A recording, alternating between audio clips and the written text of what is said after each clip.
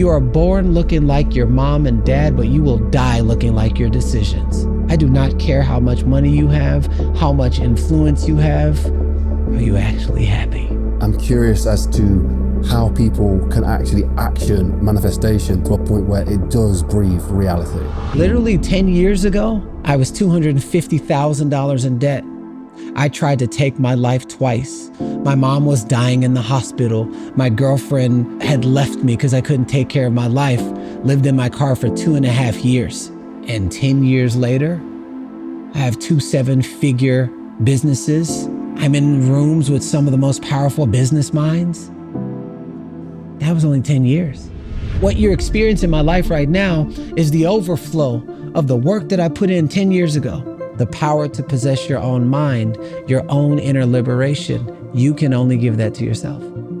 I learned this when I was in prison. In losing my freedom, I literally discovered my freedom. I was more free in prison than I was when I was free. Welcome back to Mulligan Brothers, and today's episode is with an incredible human being who is on a spiritual journey, a physical journey, and has a great mindset around wealth and happiness. I'm super excited to announce this episode with Garrain Jones. His story starts from very humble beginnings, and he, through life, fell on hard times. And at one point was living in his car for over 2 years whilst his mother was in severe health complications. And yeah, he was homeless. I went to his house to see what he has manifested from that moment is absolutely incredible. He has a beautiful wife. He has a beautiful daughter. He has a son on the way. And he has an incredible business. His mindset around it, his spirituality and faith is absolutely incredible. His commitment to that spirituality, his commitment to that faith is inspiring. And I'm super excited to announce this episode with Garrain Jones. This one will wake a lot of people up, and I believe open your minds to try out new things, sample new beliefs and ways of being, and hopefully take some of those teachings on board in your own life. For me, there were some massive parts of this that really resonated and connected with me. And one of those themes was letting go of weights that we carry around of ourselves, letting go of resentment and anger that we don't necessarily believe we have or see, that is hindering our ability to have success, letting go of beliefs about ourselves that is hindering the belief and the vision that we should have about ourselves. And I think a lot of that was opened up by the visual journey I've seen that Garrain's on, from where he began to where I sat in his beautiful home, one of the most beautiful homes I've ever seen in my life, which you will see if you witness the documentary that's going to be coming out on the main channel. It's an amazing journey. Today's video, as always, is powered by Huel, and I'm going to speak a little bit more about Huel later on in the video, but I travel with this. This is the Black Edition version. It has 26 vitamins and minerals, 35 grams of protein, and slow release carbs that make sure that I'm on it when I'm doing these interviews and I'm shooting the documentary. If you want to find out more, head to the link in the description. Now let's dive into this amazing episode. For our audience, just introduce yourself and what you do. My name is Garrain Stefan Jones, and what do I do? Who I am a powerful force of love and freedom, inspiring greatness within myself and others. And what I do is I create a space where the little kid inside of the adult is actually happy. Everything that I do comes from that place. Again, for a little bit of context, whereabouts did you grow up? And especially to a UK audience, how would you describe that sort of upbringing and area? Well, I grew up in Missouri City, Texas. I was born in Houston, Texas, grew up in Missouri City, Texas. It wasn't the worst neighborhood, but who I hung out with were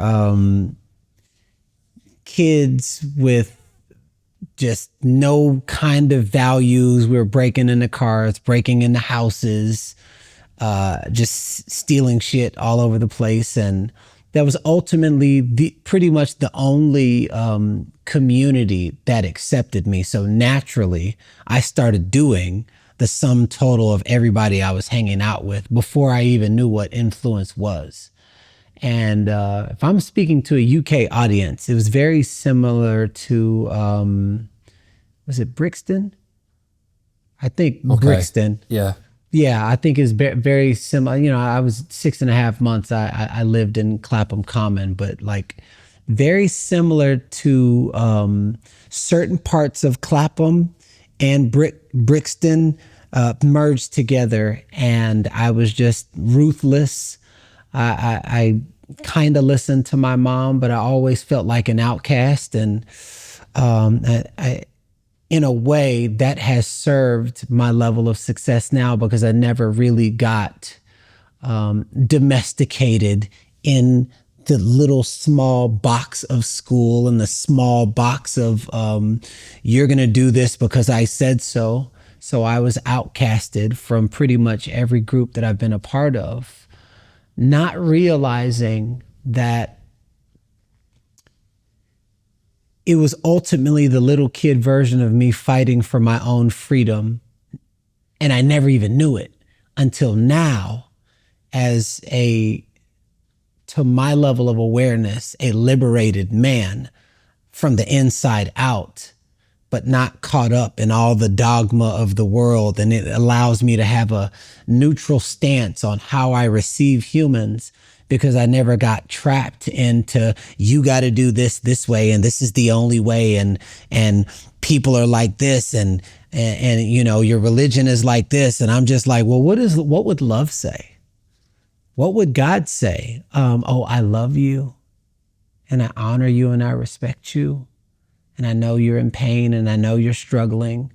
These are things that I learned over time, but I never got trapped into this box of how most of humanity gets domesticated in childhood. You know what's interesting is, I would say a large portion of our audience are in that situation. They don't feel they have been domesticated. They don't feel that they do fit, you know, they don't fit in.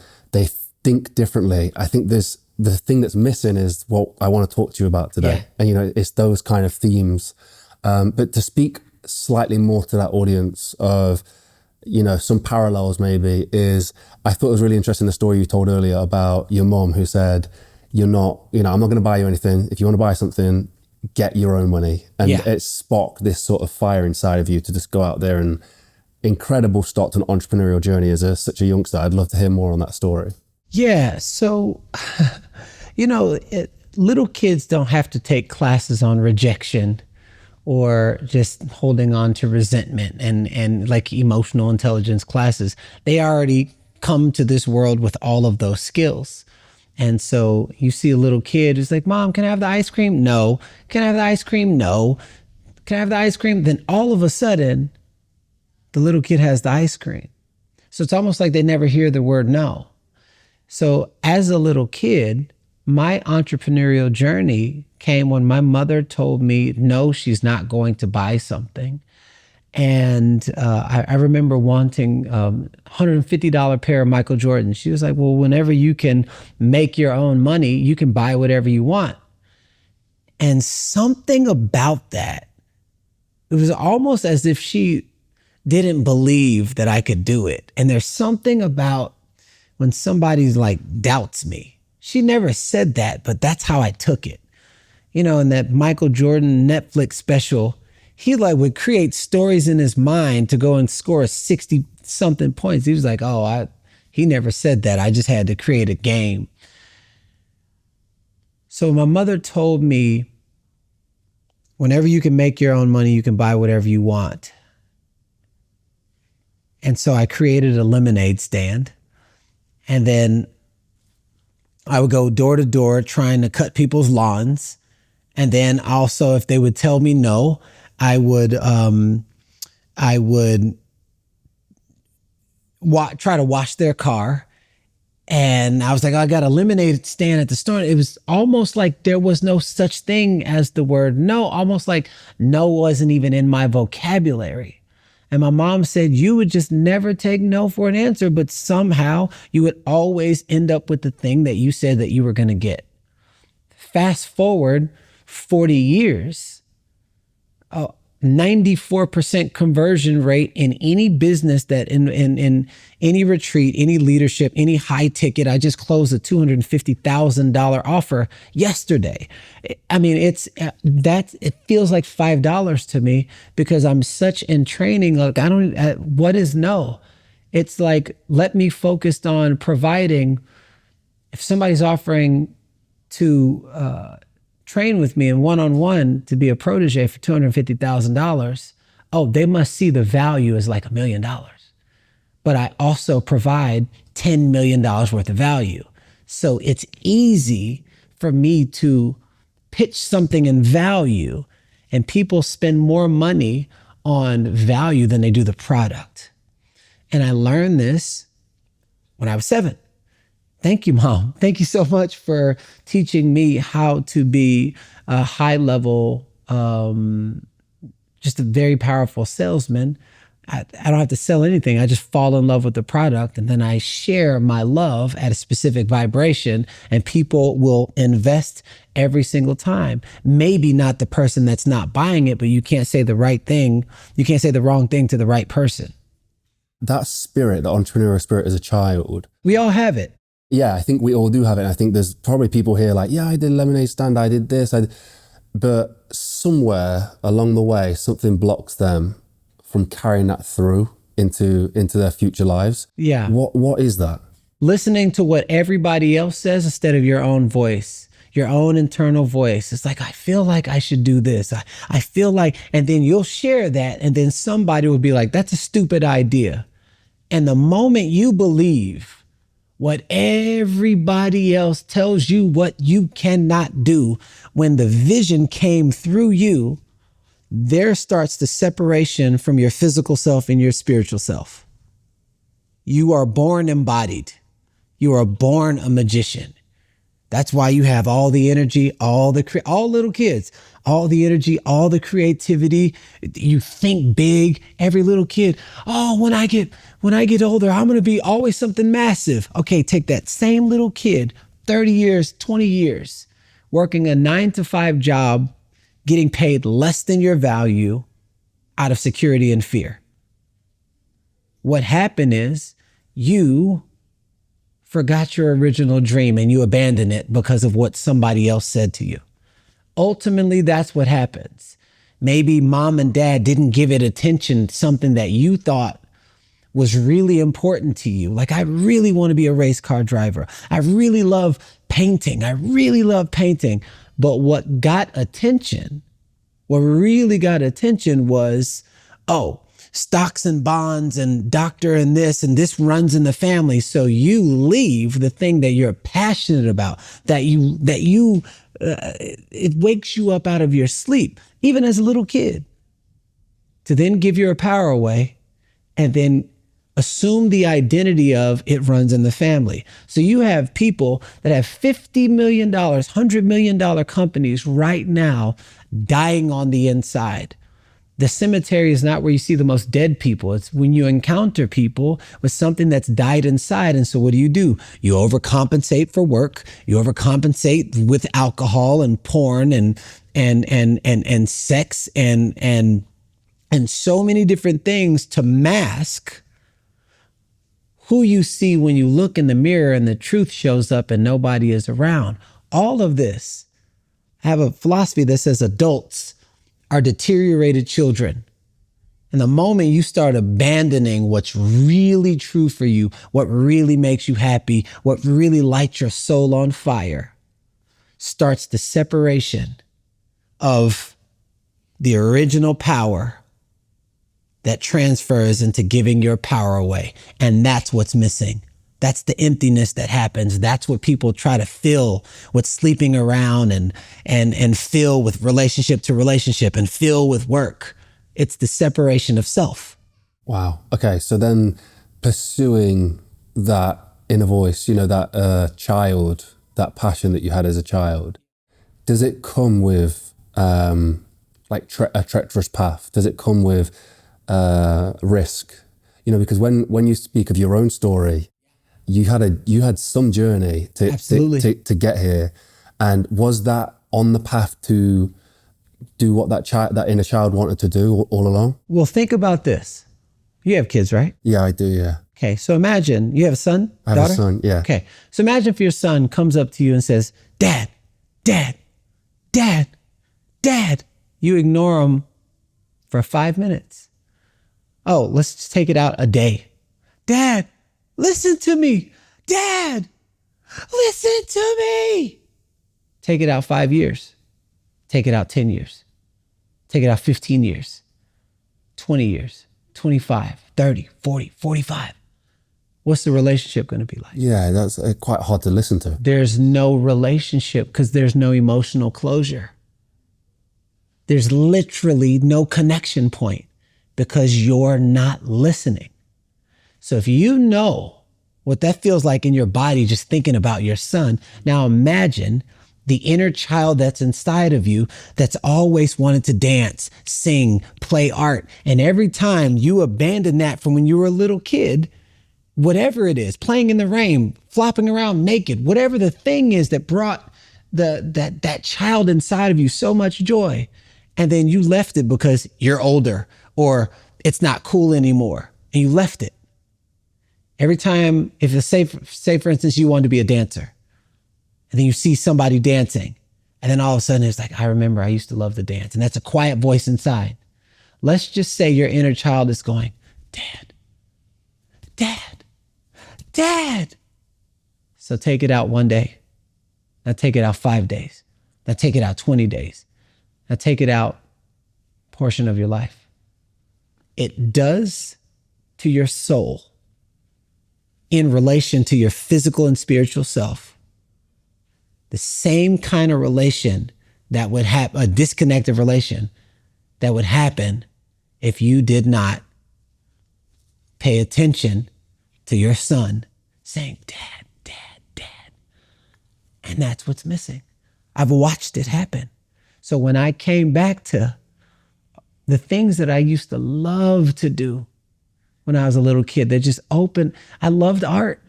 I loved painting.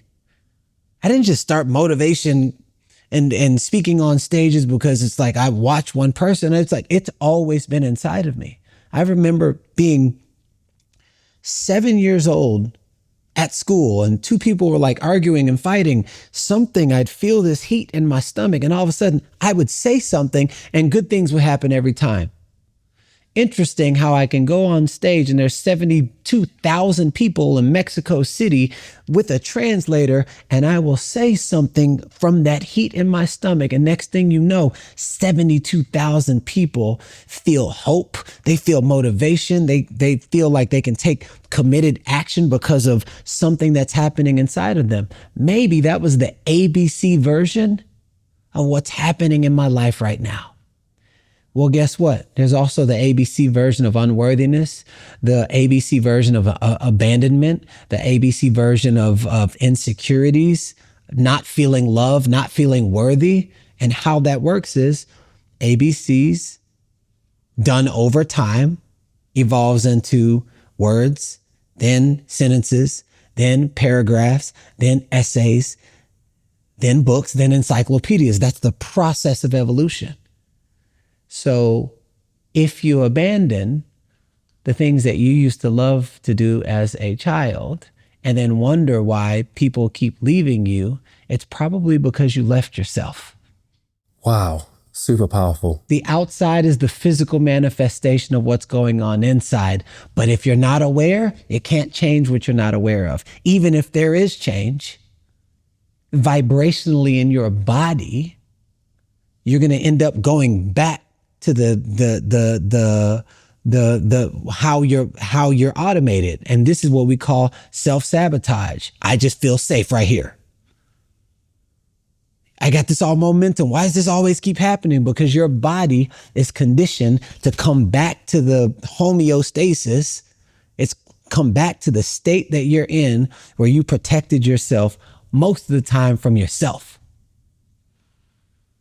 And keeping love out, keeping people out, trying to hug people energetically with the arm bar right in front of the way, wondering why do I feel with all this stuff accumulated in the quiet of your mind? Why do I feel like something is missing? Yeah, you. When you start to tap into the things that inner child wants to do, is that the path to purpose? We have this question all the time about trying to find purpose. We're talking about when you're not aligned, it's difficult to find purpose. Well, I studied nature's laws, which is the oldest living laws. You drop a seed into the ground in rich soil, give it proper water and sunlight, and learn what weeds are and keep the weeds out. And then however you nurture the seed is what grows the feed. And so when it comes to purpose, I don't think in terms of, people like, oh, my purpose is to feed the kids in Africa and things like that, or my purpose is to retire my mom. I'm thinking in terms of, okay, what's the tree's purpose? To stretch its roots down as far as possible, grow as high as possible, stretch its limbs out as far as possible, grow as many fruits as possible, many leaves as possible, literally grow to its max. Birds fly high as possible, fly far as possible. And I'm like, so if I go to the human, could my purpose be to experience the fullness of life? Could it be to grow to my max? And I'm not talking about the growing that is like me growing in height. I'm talking about the growing of my mind. The essence of life is growth, Jim Rohn said. All right, what does that mean? Continuously keep evolving, or you will start dying while still living. And I started making my purpose to grow to the fullest expression of what it means to be Garrain Stefan Jones. What is that like? People will ask me, they're like, yo, man, who are you following right now? Who's the person that is supporting you with the most growth? And I'll say myself. And it was like, oh, that's vain. I was like, no, what you didn't ask me is which version of myself. What do you mean? Me 10 years from now inspires me so much. Why do you say that? Because literally 10 years ago, when I even came up this, it was 10 years back then, I was $250,000 in debt. I tried to take my life twice. My mom was dying in the hospital. My girlfriend had left me because I couldn't take care of my life, lived in my car for 2.5 years. All of that was happening simultaneously. And 10 years later, I have 2 7-figure businesses. I've spoken at the time in 62 countries all over the world. I'm in rooms with some of the most powerful business minds. That was only 10 years. So someone said to me, oh, that's easy for you to say. You got all the money and all the cars, man. You do not fucking know what it took for me to get here. And guess what? When I was living in my storage unit, sleeping in an abandoned building on bubble wrap, I had over 125 videos out, and I had 250,000 subscribers on YouTube. I since then canceled the account when I was transforming my life. I didn't understand if I'd have kept it going, what would happen. But my series was called The Storage. Nobody knew I lived in my actual storage. It had great lighting, kind of like this set, and it was all white walls. And I'm just talking about things that fire that was inside. And then people were like, wow, man, I'm so inspired. I didn't know it was going to land to all of this. But what you're experiencing in my life right now is the overflow of the work that I put in 10 years ago. Wait till you see 10 years from now.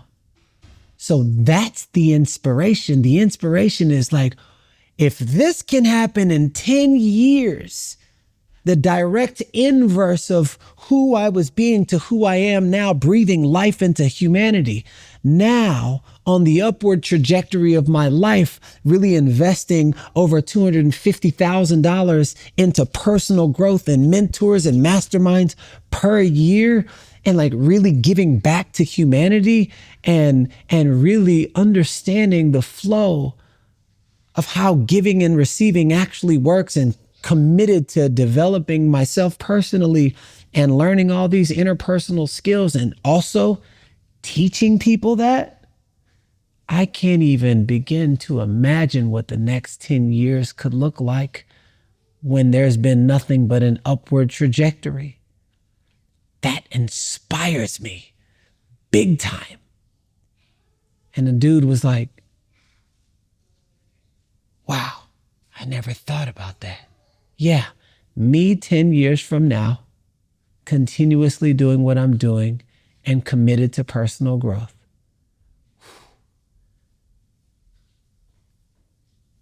And it has me continuously creating from the possibility of the future and not a recreation of my past. The perspective, I think, is we're in your beautiful house. Yeah. A beautiful home. Yeah.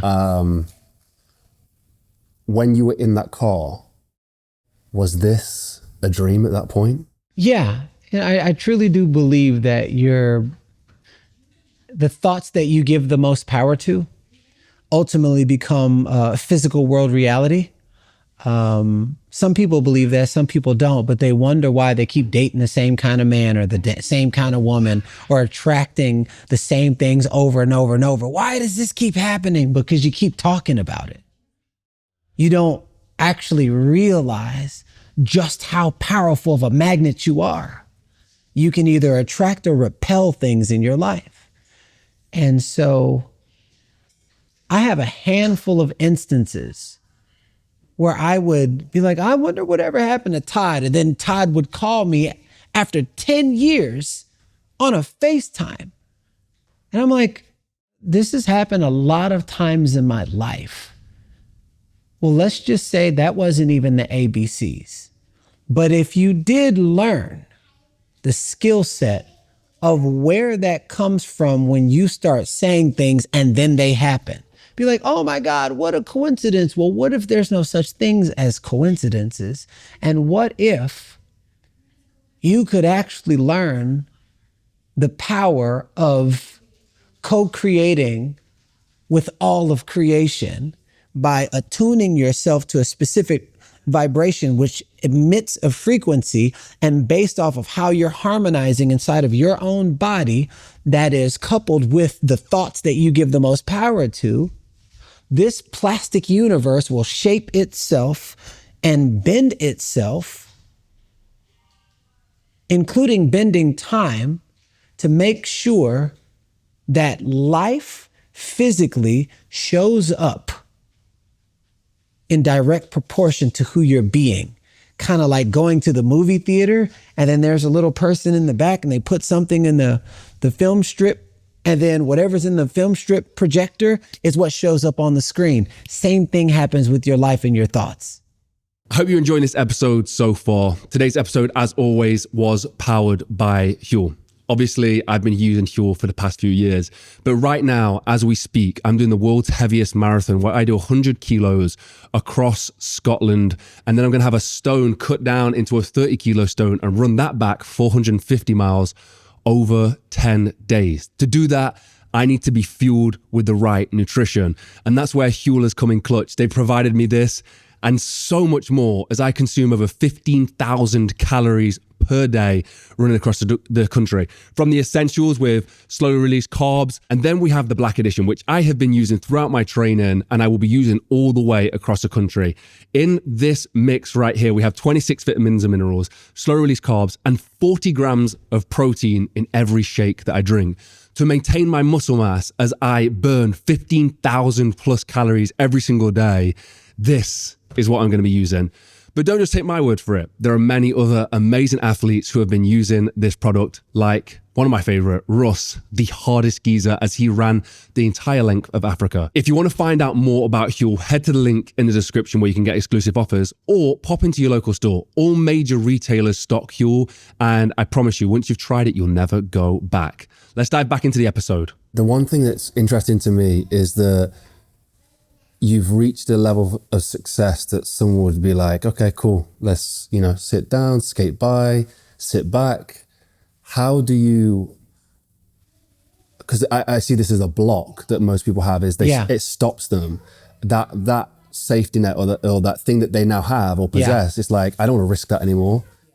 How do you carry on growing? Because now your ambitions and your dreams for the future are huge. I will tell you, Conor McGregor said something in an interview one day, and man, it landed so much. He said, man, most of us, he was like, when you start winning, that's when you get lazy. He was like, you'll sleep on a win and wake up with a loss. And I was like, that's what I'm doing right now. Every time I think it's good, that's when I start relaxing. And then I wonder why the breakdowns happen. Then the oscillation of money starts happening, because money is a piece of paper with preconceived value that's matching your vibration. Currency, the current of flow state. So if you don't understand how energy works in your life, now you're being controlled by the paper. That's why when people lose all this money, all of a sudden oh my God. That doesn't happen to me because I'm operating off a completely different template. So the level of success that I strive for is sustainable peace. It's not get all this money and I got these cars and live in a 9,200 square foot house on this big lot with this waterfall in the back. That to me, back when I was living in my car, was like this massive big thing. Right now, it's not a massive big thing. It's a way of life. So it makes sense. It feels effortless for me because I wasn't driving for the house. I was driving for a better version of myself. And the outside is the physical manifestation of what's going on inside. I didn't force this. I didn't force the wife. I didn't force the kid. I didn't overcompensate. It's a mirror image of who I am, of who me and my wife are, of who our family is. So this feels effortless for me. So that's the difference. The aim underneath, there's no quiet. It's like, if I can just get this house, then they'll like me. If I can just get this car, now people will think I'm cool. I'm 10 years past that because I saw what it does. And I'm so grateful to have been in the entertainment industry and been around some really powerful platinum selling artists, people who are A-listers, and watch the self-destruction of their life of what most people perceive what success is. My friend, I thought he had it all. Put a bullet into his brain. He had everything but himself. He wasn't connected. He wasn't connected to God. He wasn't connected to himself. But he was connected to all of the things outside of him. That is a person that gives their power away. And that made me rethink what success is. And so I come back to the conversation. I had to create a game that I actually liked playing, not one that looked good to other people. One that I wanted to play that made the most sense for me, my future family, which I now have.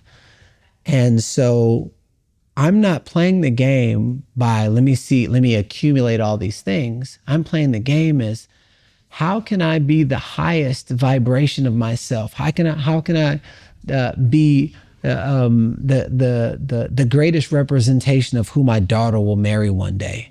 How can I be a pillar of a committed and devoted husband, be in a room with a bunch of beautiful women and still harness the covenant of myself and my wife without having energy leak out and things like that? It's a rare breed. I know that. And this is the life that I've chosen because that's my version of success. So as I continue to strive for that, I look around in my life and I'm like, oh, these are the extras that come with it.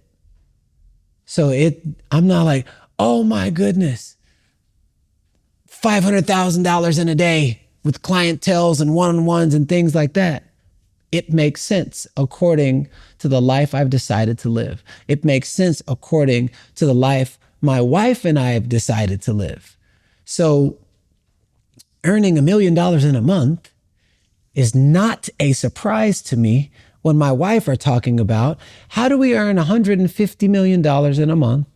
And then the next question is, who do we need to be to make that kind of impact in humanity? How do we raise our vibration, which mutes a specific frequency? How can we serve humanity in such a way where that $150 million a month is effortless? Also, what are we going to do with $150 million a month?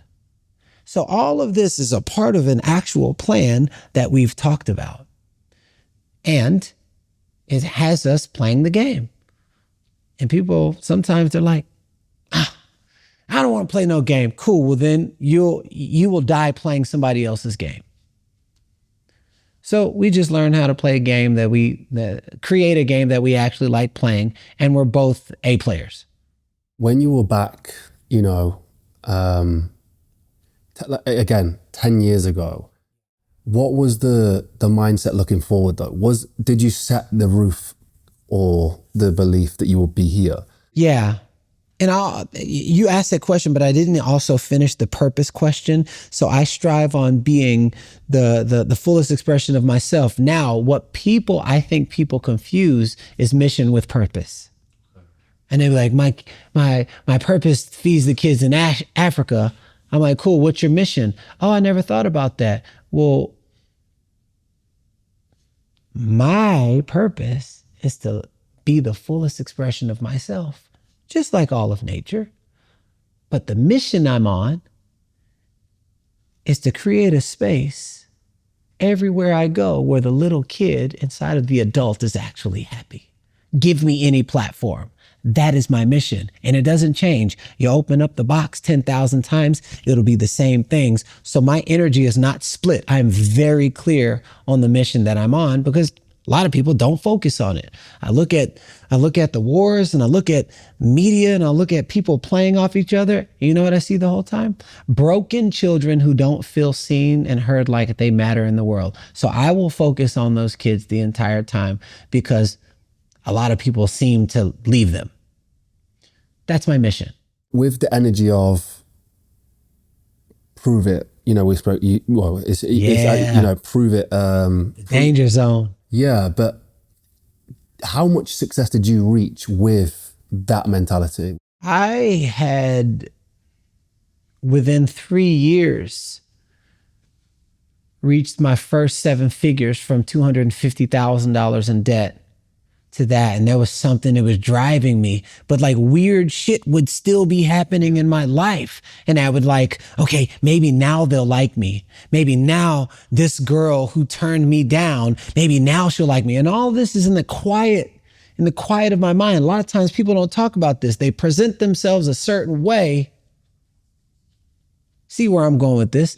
They'll present themselves a certain way, but then there's the actual reality of the silent suffering, or the silent voices saying, my dad didn't love me when I was little. And then that program starts running. Do you love me now? He may not even say it, but his energy that wanted the love of his father so much was that strong that little boy then built an entire world around, maybe now they'll love me. And so this is why some of these C-suites and CFOs and executives and founders are broken.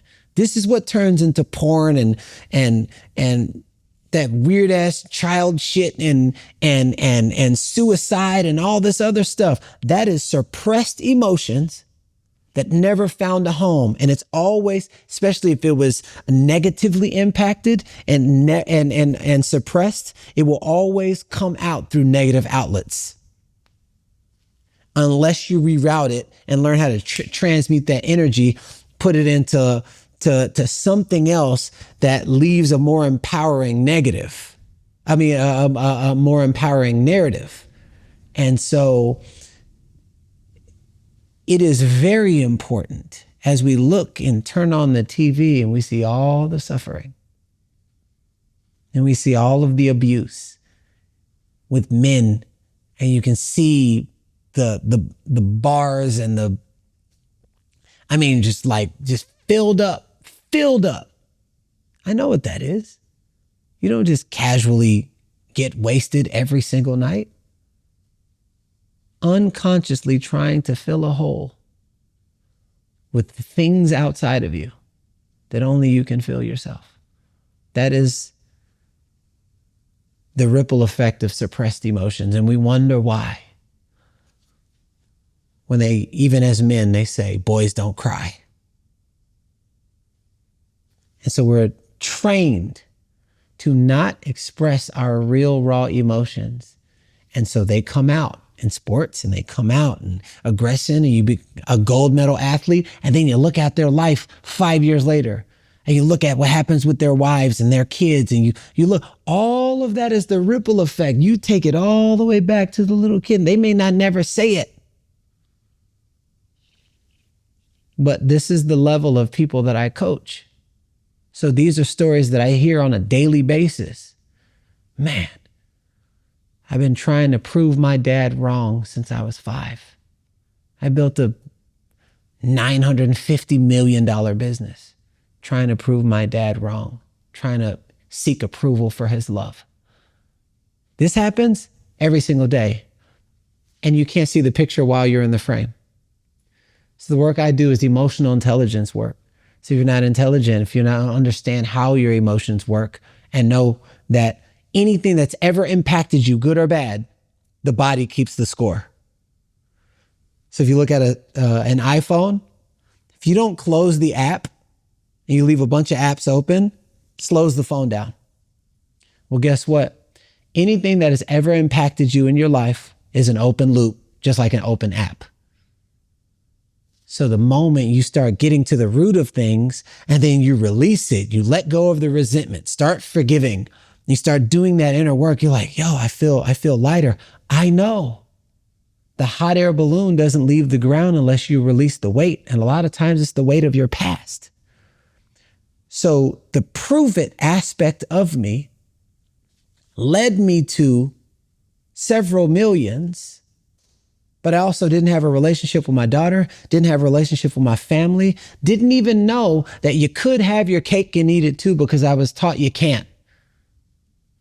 Well, in creating a game that I actually like playing, you can have your cake and eat it too, but are you willing to do the extra cardio? That's the extra work. And the extra work will never be outside of you.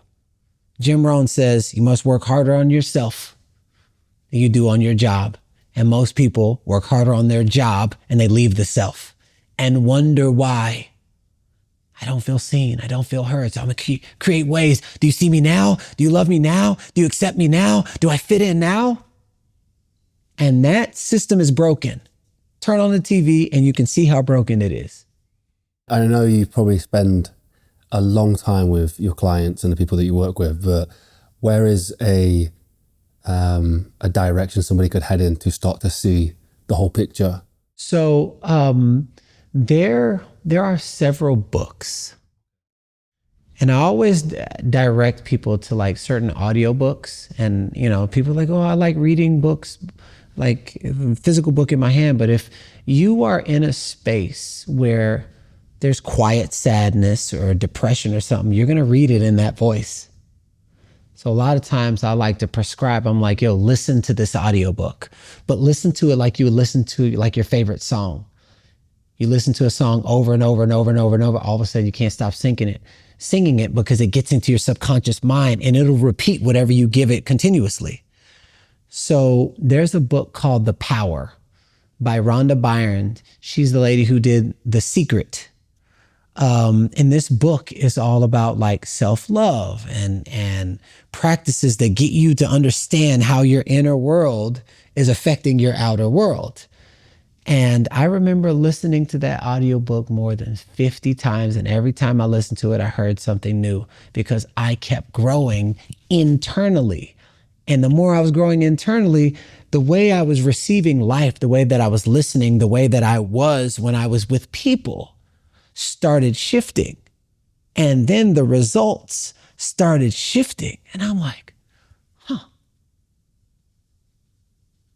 And the beautiful thing about The Power is it's recorded.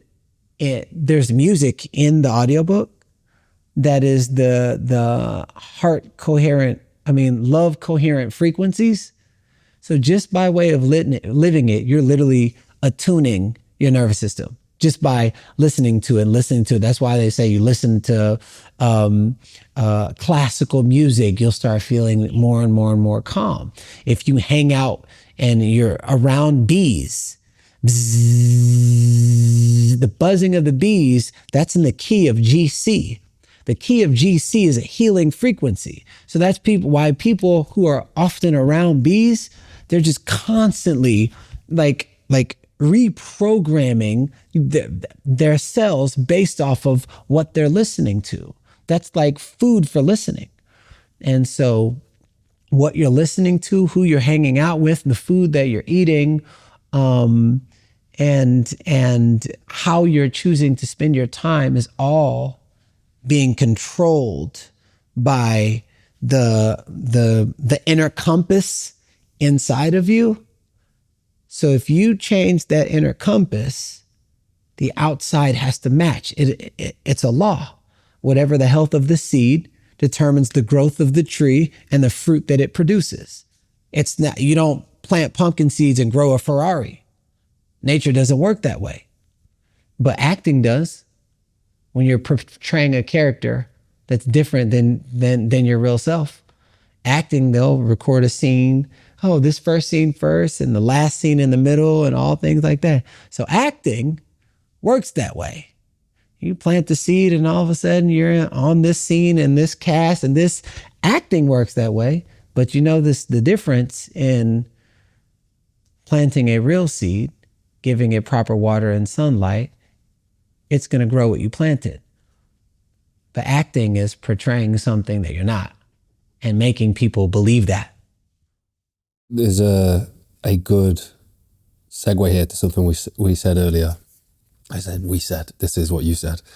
And I think the audience would love to hear this about how to make their next effortless million. Yeah, no, so that's an interesting next effortless million. I had somebody share with me, who's like deep in the spiritual practices. They were like,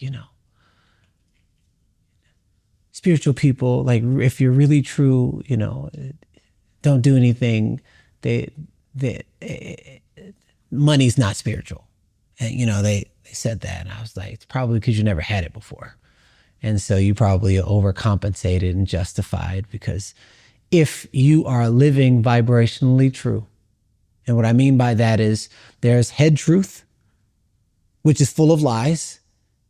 And then there's the inherent wisdom in your body, which no lie can penetrate. That's called vibrational truth. If you're living vibrationally truth to who you really are, no overcompensating, all ships must rise with the tides. And if you are truly connected to nature, anything that's connected to nature benefits from nature's resources. Well, money is also a resource. Friendship, organization, collaboration, all that, just partnership, all of that is resources. So why would you deny something that is a resource that can easily be magnetized to your life based off of what you want to create in the world? So I just want to dispel what I think is a myth. But then also, there are a lot of analytical business people who don't operate from the heart, they operate from the head. That is like, you can only get here this way. It's like sleep is for suckers. And then you pay attention to the health. I'm not talking about the result. I'm looking at the people around them. How are they advancing as humans?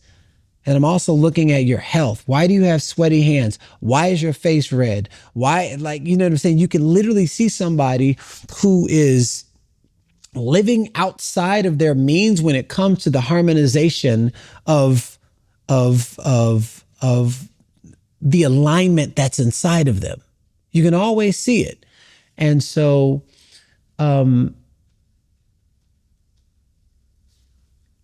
what I've come up with, there's a lot of business people who are spiritually broken and a lot of spiritual people who are broke. And why can't all of us have the opportunity to live as the fullest expression of ourselves and also receive from the abundance frequency? Why would a tree say, you know what? I'm not supposed to have all of these leaves. I'm not supposed to have as much fruit as I can bear. I'm not supposed to send my... Want to know why? Because it is a natural part of the tree's lifespan. But you know why it doesn't work for humans that way? Because we've been given the dignity of choice. I don't feel like working out today. Oh, that spiritual stuff is stupid. Oh, you know what? I don't like structure. I don't like this. I'll do it next week and we have this choice part, which is the roadblock to everything we want and desire in life. You are born looking like your mom and dad, but you will die looking like your decisions. I do not care how much money you have, how much influence you have. What I care about is, are you actually happy? Really? That's important to me. And sometimes people don't even have a safe space to tell the actual truth, so they'll just perpetuate the same game that they've created so that people can see them a certain way. And in this conversation, I believe that if you can align yourself in the physical aspect and the spiritual aspect, because we're literally all of it, what is meant for your life should effortlessly come in. So that's what I mean by effortless millions, but it's like effortless abundance. When you're aligned mentally, physically, and spiritually, you're literally like a seed planted into the frequency of all of Earth's creation, and an entire ecosystem will build itself around how you're vibrating inside of the way in which you're aligned. It would be difficult if a bird were to try to be a giraffe. Be difficult. You can see how life is that difficult. Now, if a bird were a bird who doesn't even know it's a bird, but it's just using everything that's already inside of it, you can see how soaring takes place. That's that version of abundance for the bird. So the effortlessness comes from the full consciousness of alignment from mind, body, and soul. Doesn't take away from your talent, doesn't take away from your skill, doesn't take away from your work ethic. The difference is Are you living from the outside in or the inside out? Anyone who's living from the outside in, they're living a hard internal life. Anyone who's living from the inside out has a better chance at longevity and sustainability in peace and calm and tranquility. But if you take the same business skills and then you harmonize it with the interpersonal skills, effortlessness transcends. I think our audience is the business side. You know, a lot of them are quite successful or on the journey to be successful. Yeah. But the happiness element, I would say, is missing due to not having that spiritual alignment. Where would they start? Here's what I would tell. I had a client. She has I was on a call with a lady who has a business, like $15 million. And she was like, I have the husband, I have the kids, I have the money and everything, but I just feel like something is missing. And we're about to go back to this conversation. And I was like, what'd you used to love to, by the way, her shoulders were sunken in like this. What'd you used to love to do as a child that brought you the most joy? She's, I remember I used to love to dance. And then she literally shifted right before my eyes, thinking about what she used to love to do. And I was like, when was the last time you danced?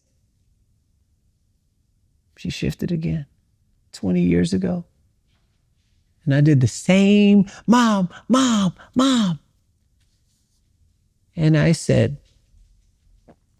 you tap into your, it's like a spiritual umbilical cord to source energy, to heaven. When you align the little kid inside of you and alchemize it with the adult. That's where all your creativity comes from, the energy comes from, all these different things. Don't leave the little kid with the big ideas, the bigness. And so where I would tell somebody to start is once a week. For all the analytical people, schedule it. Find one thing that you can do that you used to love to do as a child that brought you the most joy. If you don't remember, ask somebody that was around during that time. What did I used to love to do? Oh, you used to love to play the guitar. I'm like, why did I stop? Oh, you had broken. We never bought you another one. It's because nobody paid attention. So the child then abandons the thing that they love, to then focus on what everybody else, where people pay attention to, because energy goes where energy flows. So find one thing that you can do and take your little kid out on a self date, whether it's dancing, singing, swimming, doing visual arts, whatever, the telescope at night, whatever, playing with Barbie dolls. But it used to bring you so much joy. Take 5 minutes. I'm not even going to tell you an hour, like I do an hour. Take 5 minutes once a week and make it intentional. You're not an adult doing this. You're coming from the little kid inside of the adult and say, you know what? I'm taking my little kid and we're about to go skateboarding, or we're about to go roller skating, or we're about to do this. Give yourself 5 minutes once a week for 90 days. And I want you to pull out a journal and I want you to document and timestamp every synchronicity that doesn't typically happen during those 90 days. And I want you to have a written record of all of the documentation and the timestamp, and then connect the dots looking backwards. That is your little kid, that magical world of the inner you coming online. Now I want you to look at all those synchronicities together. And since you measure data and all this other stuff, you cannot grow what you don't measure. Measure what has happened and occurred in 90 days that doesn't typically happen, simply because you took 5 minutes of present time to spend with your inner child. Just to clarify this as well, what you're not saying is if you used to dance as a child, we're not talking about you pursuing that to be a professional career. No, I'm not telling you scaling it and getting click funnels. No. This is specific time to give to your heart. The EKGs of the heart is like the most powerful frequency in the world. But we spend more time in our head. Out of the head into the heart. Can you have at least 5 minutes? I'm talking to a couple the other day. She was like, and I don't know. It's just like my husband, and I just feel like he doesn't see me and he doesn't hear me. And I'm like, well, let me ask you a question. I was like, if he goes a whole day without saying, I love you, what are you going to be thinking? Oh, I'm going to think there's something wrong. What if he goes 2 days? Well, I'm going to really question if he goes an entire week after saying I love you every single day. She was like, well, then we're going to have to question the relationship. I said, so this makes sense to you, right? She said, yeah. So let me ask you this. When was the last time you looked in the mirror and said, I love you to yourself? And she goes,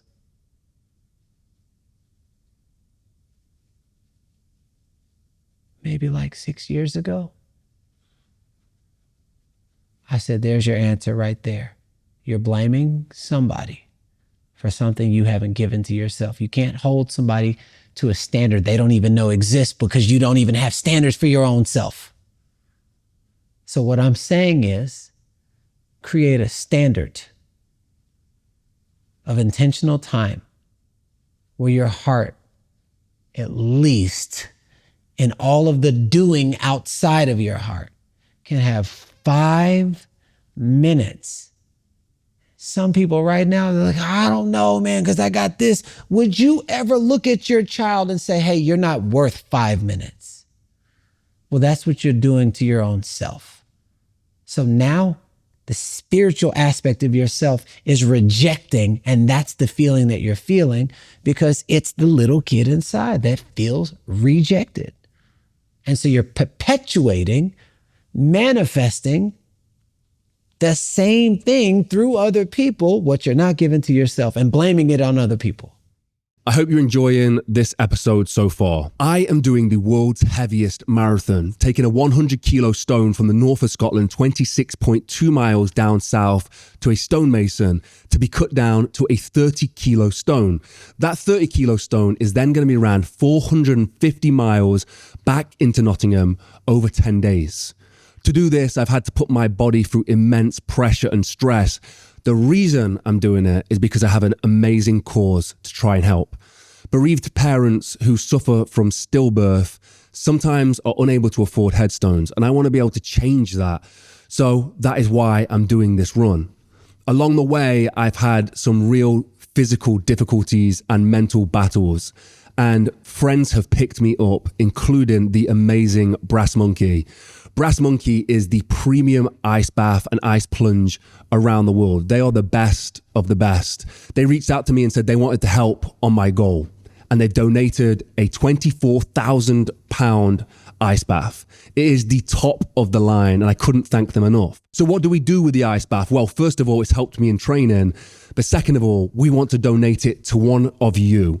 So if you want to win the ice bath, which is worth over £24,000 and is the best in the world, all you have to do is donate £5 to the link in my bio at the Brass Monkey giveaway. Every £5 donation gets you an entry into the ice bath.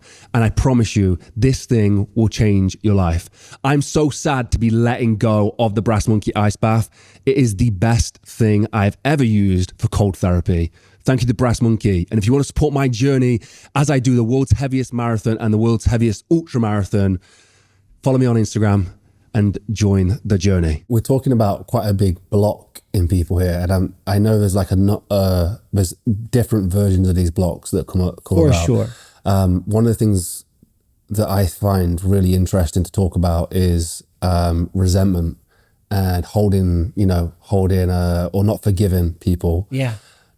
I'm interested to hear about that firstly, but also how do you forgive people whilst also having boundaries in place? This is good. I'll tell you, there was a lady that lived in my old apartment complex, and she looked like she was in her early 70s, and she was 103 years old. And I was just like, it don't make sense how she don't look old. I was like, how come you don't look so old? She said, old? Age doesn't make you old. It's when you let your life beat you down. That's what makes you old. When you're in relationships you know you don't want to be in and you stay in them. That's what makes you old. When you're living a life doing a bunch of things that you don't love and you keep doing them, it weighs on your spirit and your soul starts to sag. And she was like, that's where wrinkles come from. She's like, age doesn't make you old. And I was like, oh my God. I'm not going to wait till I'm about to die to start living. So it had me ask myself different questions. I'm like, why do I feel this heaviness on my life? And then I reached out just in the process of transforming my life to this girl named Tess from elementary. You know, I mean, 30-something years had passed, but my last memory of Tess, even after I'd seen her and all this, the only memory I have of Tess is being on the bus, my big yellow backpack, pulling the drawstring over her head and hitting her with my backpack when I was like 7. It's the only memory I have. But surely kids don't remember after 30-something years. So I reached out to her. We were going back and forth. And I was like, hey, I just want to apologize to you. She was like, for what? You know, when we were little, I know you don't remember this, but I hit you over the head with a backpack. And I know kids do the stupidest things. And I'm so sorry for bullying you. And she didn't respond. And I'm like, we were just going back and forth. And so I was like, wait, why is she not responding? So I go on social media, public forum, and I do this public apology to Tess. Within 1 minute, she was like, can you please remove that? I'm in tears right now. I'm like, wait, what just happened? And then the Facebook bubble comes up when you know they're about to write. She say, 1, why did you do that? 2, what about me made you do that? 3, same thing is happening to my kids and I don't know what to tell them. I had no idea until that moment. People hold on to how you make them feel. And I was like, I am so sorry. Oh, I had no idea. She never responded. But then that inspired me to write a list of 250 names of anyone that I had ever hurt and anyone who had ever hurt me. And, you know, my spiritual advisor, Monica Zanz, did this activation with me. She was like, you know, write a letter from your big self to your little self with your dominant hand and apologize to him for leaving him, and then switch to your non-dominant hand and write a letter from your little self to your big self. And all these curse words coming out and all this, like the little kid was like, you fucking left me. You were ashamed of me. And I had no idea I was holding on inside of myself, all the resentment for abandoning myself. And I was like, whoa, and that inspired me to write a list of 250 names. I'm like, if I could do that to myself and I can do that to Tess, I can't imagine how many people I left. Every girl I'd ever cheated on, and you know, somebody that I got into a fight with, and all these different things. So I wrote a list of 250 names with the intention of clearing and freeing up this energy that I was feeling when I was apologizing. It was just releasing inside of me. And the goal was not to get their response. The goal was to transform and clear my life. And however they responded was however they responded. I wasn't going to go to anybody and be like, well, you did this. No, I'm in full responsibility for my part. And if they hurt me, the part I'm responsible for was the resentment that I held towards them without blaming them for what they did. That is radical responsibility. Most people won't even do it. So I started doing it. And as I was doing it, one by one, I was apologizing and people were like, oh, wow, I totally forgot about that. And some people were like, oh, I've hated everything that you've posted for the last 15 years because of what you had done to me. I'm like, oh my goodness, there was an entire world of energy I knew nothing about. But every time I would apologize for my part, I would feel lighter. And then there was this one guy that I was in business with, and I didn't like him. He didn't like me. We were both athletes. So it's all this ego stuff. And both of our businesses was like this. And one day I was like, you know what? I'm not going to let somebody else change who I know that I am. I'm just going to choose to love no matter what. So I went out of my way to apologize to him for my part without saying anything that he did wrong.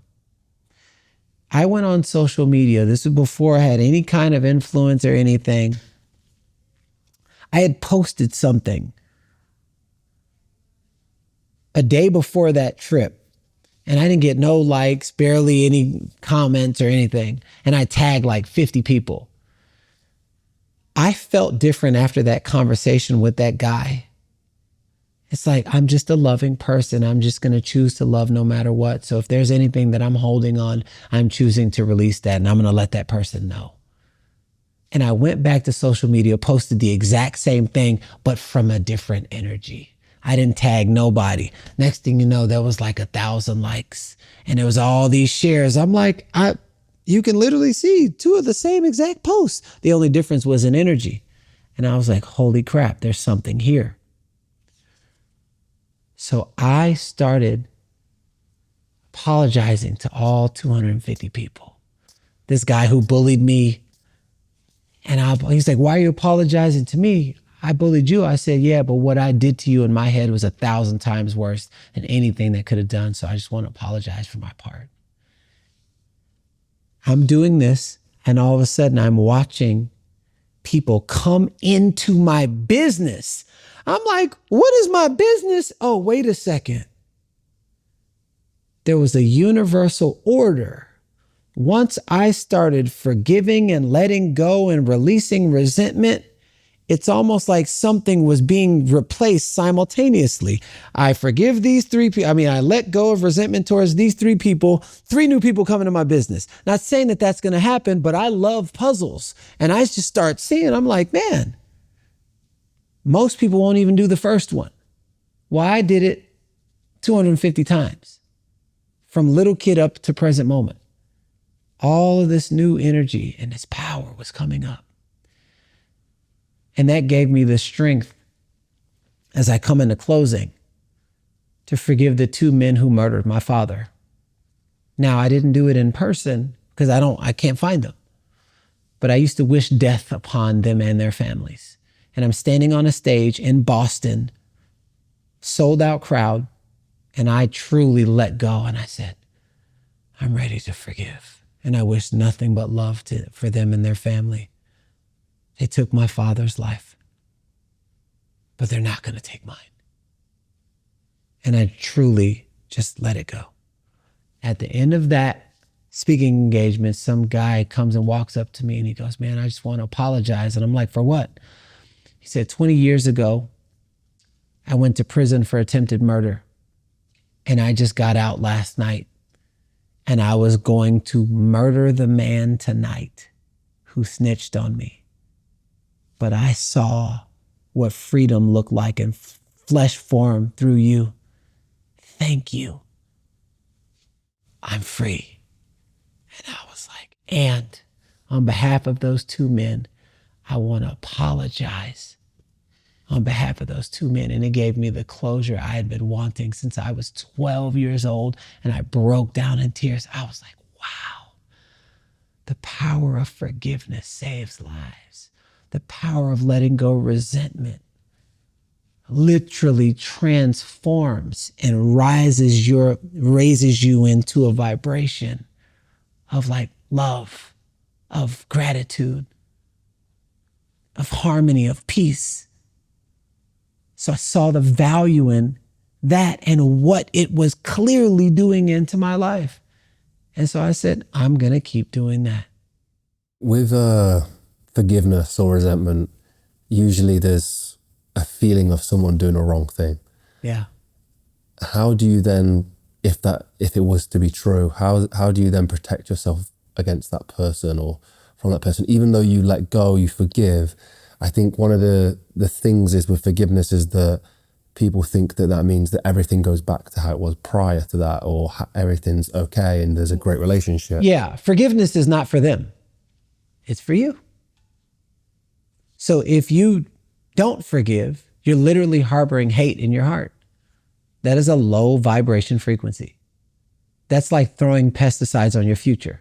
You don't know the value of harboring hate until you look back on your life and be like, yo, where did all this stress come from? Where did this heart attack come from?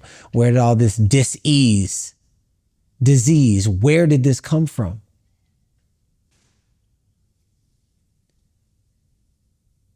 And if you focus on how do I have a light body,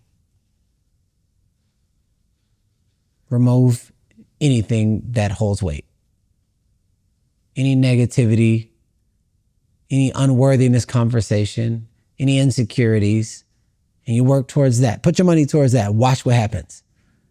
And so the forgiveness is not for them. Forgiveness is freedom. There's so many people trying to fight out there for freedom that you can only give to yourself. The power to possess your own mind, your own inner liberation, you can only give that to yourself. I learned this when I was in prison. In losing my freedom, I literally discovered my freedom. I was more free in prison than I was when I was free. But it took me to be still long enough to realize how much I had given my power away to women, to work, to trying to fit in and all that. I mean, I literally gave all of my power away. And then when I return it back to its original sender, it's interesting how life had to match the level of freedom that I gave myself. We've spoken about these blocks, and I think so many people, especially this audience, where you're trying to strive for something, feel that they're blocked by certain things. And I'm curious as to, is there typical blocks that people face on a day-to-day basis on their journey to, their mission, their purpose, whatever it is? Is there a typical thing that you see? Worthiness. Worthiness. A lot of people don't feel that they're worthy of the result that they're creating. A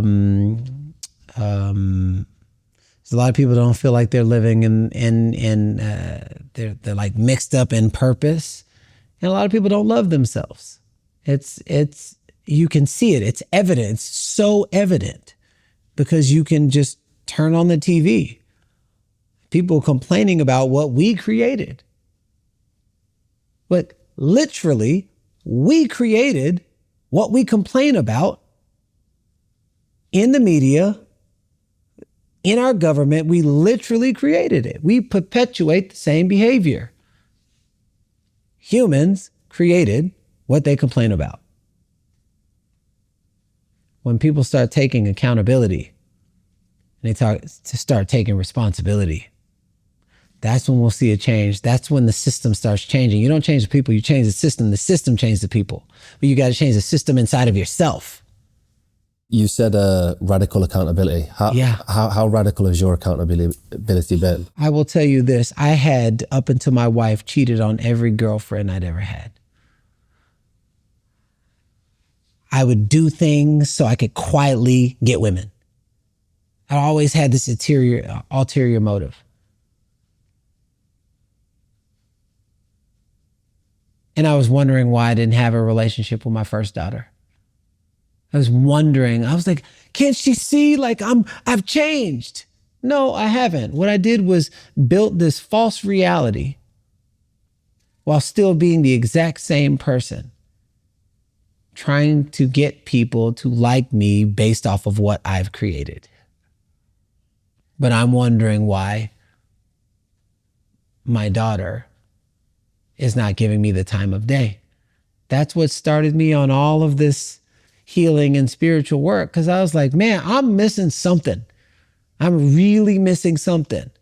So I started the landmarks, the MITTs, the insights, 1, 2, and 3, 10-day silent retreats, 5 days in the dark, spiritual psychology, communications level 1, 2, 3, and 4, trauma certification. Like literally but the intention was like, what is it inside of me where my daughter won't even give me a chance?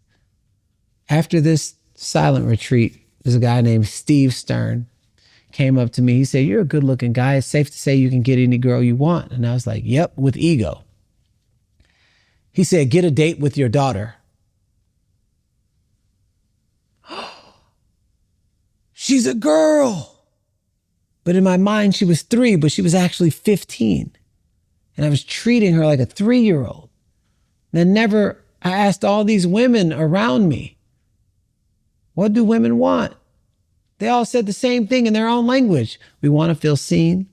We want to feel heard. We want to feel acknowledged, and we want to feel safe. I had never pursued a woman from that place. And so it was in that moment, instead of being weak around my daughter, I had to create a character, because at that time, there was no model of a man that inspired me to follow them, because they were all doing the same things. And so that's when I created a new identity. I am the most powerful representation of who my daughter will marry one day. And I just kept saying it.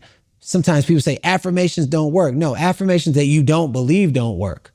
But when you say it over and over and over and over, like a snake charmer blowing the frequencies over and over and over, it summons up the snake.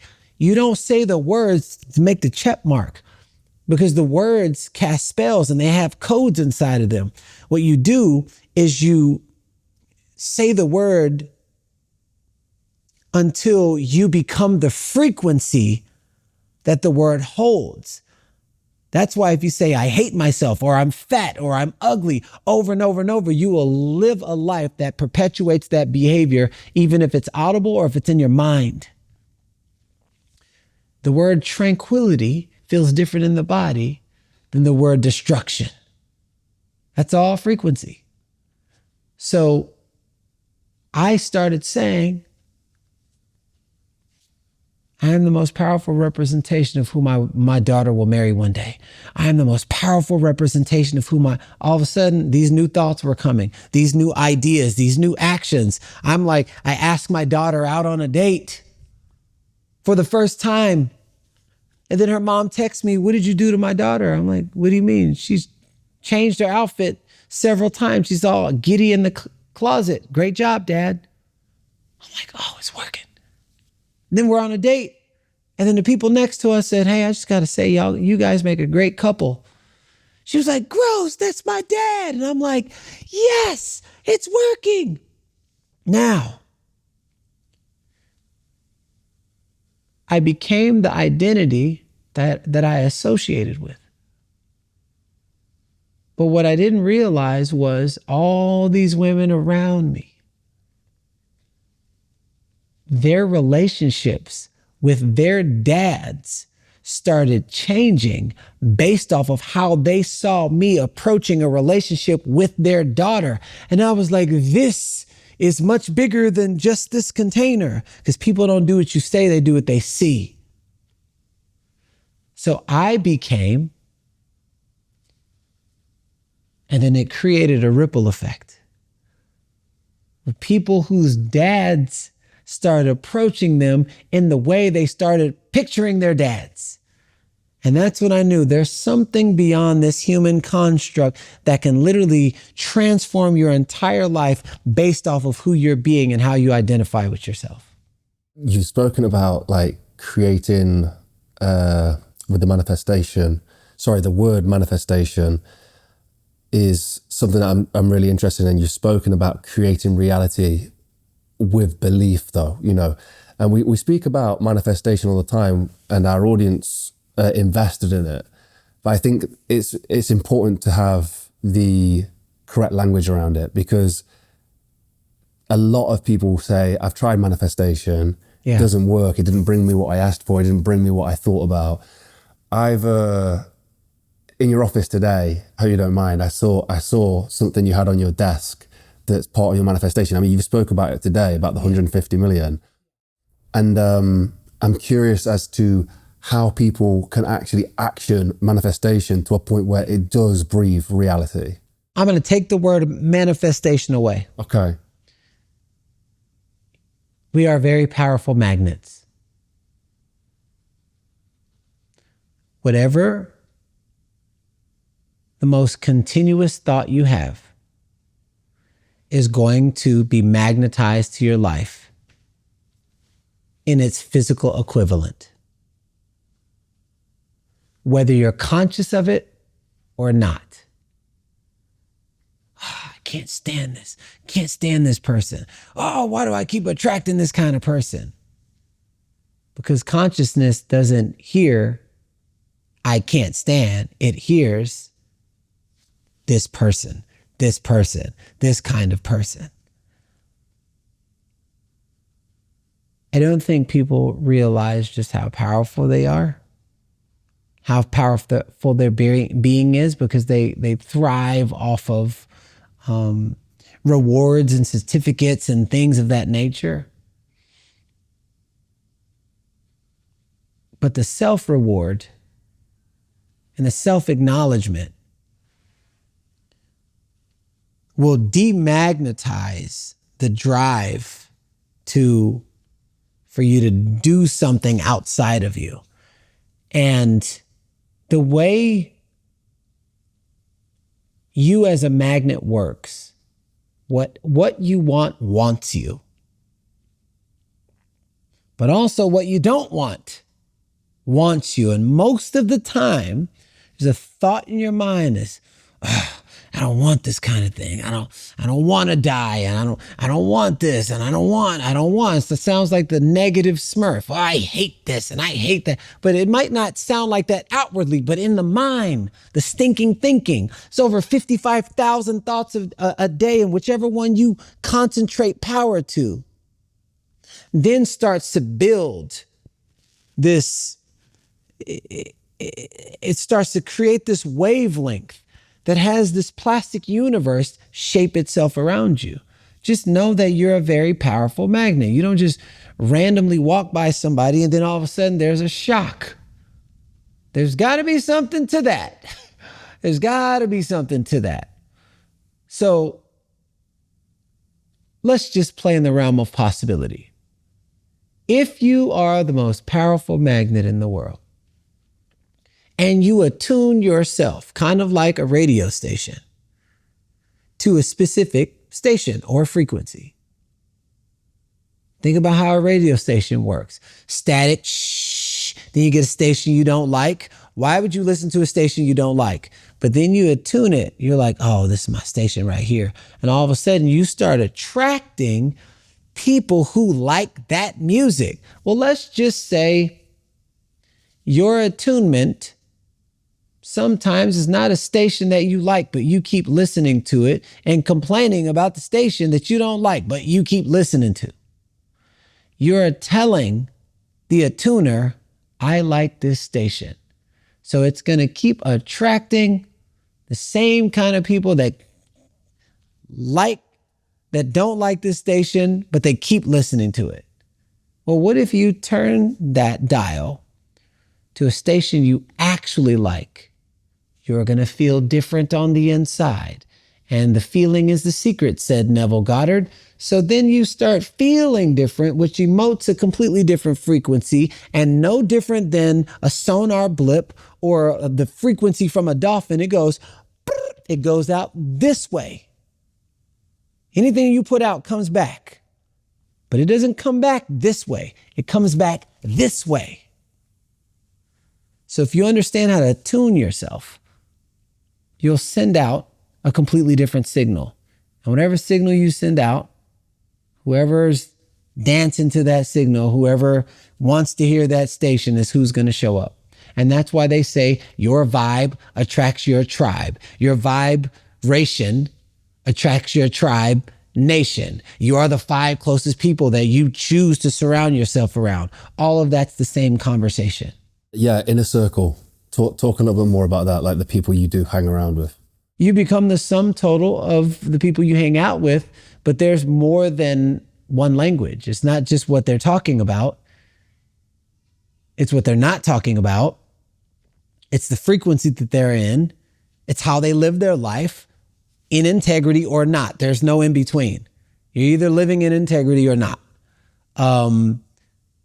Tearing people down, gossiping, whatever, you'll become the sum total of that vibration. Not the people, you'll become the sum total of the vibration. That's why if you move to France, you will become the sum total of the language that's spoken over there, but you'll speak like them, not like somebody who wants to learn French, who then goes to Starbucks and then puts on Rosetta Stone for 5 minutes a day and then is like, oh yeah, voulez-vous coucher avec moi? Or you go to France and immerse yourself in the culture. Now you learn all the different languages, frequency, vibration, the body language. There's so many different forms of languages. So understanding who you hang out with is a sum total of who you are as a person. Sometimes people are like, oh, I just can't let them go. And guess what? They are the sum total of hanging on to something that they can't just let go. It just might manifest itself through different ways in which they speak, but your vibe will attract your tribe. Yeah, but this person's got a lot of money. Oh yeah, but they also don't have a relationship with their kids, just like you. You're experiencing the overcompensation, but the sum total, there's a shared frequency inside of there. I hope you're enjoying the episode so far. I am going to be doing the world's heaviest marathon. I will carry a 100 kilo stone on my back for 26.2 miles down south to a stonemason. The stonemason's then going to cut that stone down to a 30 kilo stone where I run that headstone 450 miles down south back to Nottingham. The reason for this is because I want to help raise money for people who have been affected by stillbirth like me and provide them headstones so they don't have to think about the financial burden. It's been one of the most difficult things to train for over the past 6 months. We've had injuries, blood, sweat, tears, mental breakdowns and everything. And along the way, some great friends have picked me up, including Chad Robichaud and also Vortex Optics. When they heard about my goal that I wanted to do this and I wanted to help people affected by stillbirth, they contacted me and said that they want to help out by donating their Vortex Optics, some of the most premium optics for your tools. So if you want to find out more about where you can get these optics, go to the link down below. Every $5 donation will get you an entry into the raffle, and all that money goes to the charity. Vortex is one of the most premium companies out there, and I have used them with Chad, and I can vouch for them that they're absolutely unbelievable. And Chad is an absolutely amazing guy as well, so go give him a follow. This mission is going to be one of the most difficult things I will ever do in my life, but it pales in comparison to what other people have to go through when they're grieving through loss and baby loss. So please help support this mission with the donate page and also with this giveaway. Let's dive back into the episode. Thanks for watching. Yes, I think diving into the preparing yourself for the day, I think super interesting. We can create a really nice piece around it as well. But what does it look like and what's the reasoning behind each thing? So I just love I love gamifying my life. Like when I have some type of schedule or ritual or something, I can just do the same thing over and over and over. But if I know it produces a result, now I'm like, there's like, I tap into some kind of universal secret. And, I read a book called The 5 a.m. Club by Robin Sharma. And he was talking about like how you have the 20-20-20 formula, 20 minutes of intense exercise, 20 minutes of reflection, and then 20 minutes of growing your mind. And I was just like, man, I just started to build upon that. And I started to wake up earlier, go to sleep later because I'm less productive the later and later it gets, especially when you have a family and you have a kid. It's like a whole thing. I started to go to sleep earlier, and then I started to wake up earlier. And I realized that when I would wake up and nobody else was awake, there was just like this unwritten secret where I felt more connected to everything. Like no phone, no computer. It's just me and whatever thoughts are on my mind as soon as I wake up. And so I was playing around. I always like to test things. I'm playing around, and when I was single, I would wake up at 5 a.m. and then I'd go running or I'd go do something, but I was doing it for the wrong reasons. I'd be like, oh, I wake up at 5 a.m., 5 a.m. club. But this was all a status thing. Then I was trying to do that. And then my wife, you get married, you'll start to see what your level of personal growth is, especially when you're married to a powerful woman. The dynamics started changing, but I started trying to operate like how I was operating when I was single while living in my house. But then there was this other person that had needs, wants, and desires. And I was like, man, I don't know how this is going to work if I know she's my person, but like, I don't think people realize partnership is collaboration. Partnership is not doing it the way you used to do it. And I'm just speaking a lot about this relationship because a lot of people don't get in it because they feel like they're going to miss out. Well, Napoleon Hill says nature never takes away anything without replacing it with something of equal or greater benefit. The greater benefit was who Blair is to me started changing the way that I look at life, the details inside of the details. And so she had needs, wants, and desires by how she went to sleep and how she wake up and how much time she wanted of me. And I was like, well, I got to figure out a way to adjust. So I started to wake up earlier, and I went from like 5 a.m. to maybe like just 5 minutes before. I was like, I just need a little bit of time for myself. And then we had a baby. And then a baby is, you never know when the baby's going to wake up. And then we got her on a sleep schedule, and then she'll wake up around 6:30 or 7:30, sometimes 8. But I need, me personally, an hour and a half to 2 hours of alone time. Just me by myself. I started noticing that I was better, safer, and more joyful to be around when I served myself first. Most people serve from their exhaust, and they give their wives or they give their husbands their scraps and wonder why the relationship goes to shit. I wasn't willing to play that game. So in the same fashion of creating a game that I actually like playing, I was like, well, what if I got up earlier? 4:20 made sense. I totally forgot. 4:20 was my dad's birthday. And so it on a deep subconscious level had a spiritual meaning for me. So I wake up at 4:20 in the morning, and I know that when I do something physical, it boosts my serotonin, lowers my cortisol levels, which is the fear hormone, And when I do something spiritual, like pray and meditate, it raises my vibration. And I know when I'm learning something, it expands my mind.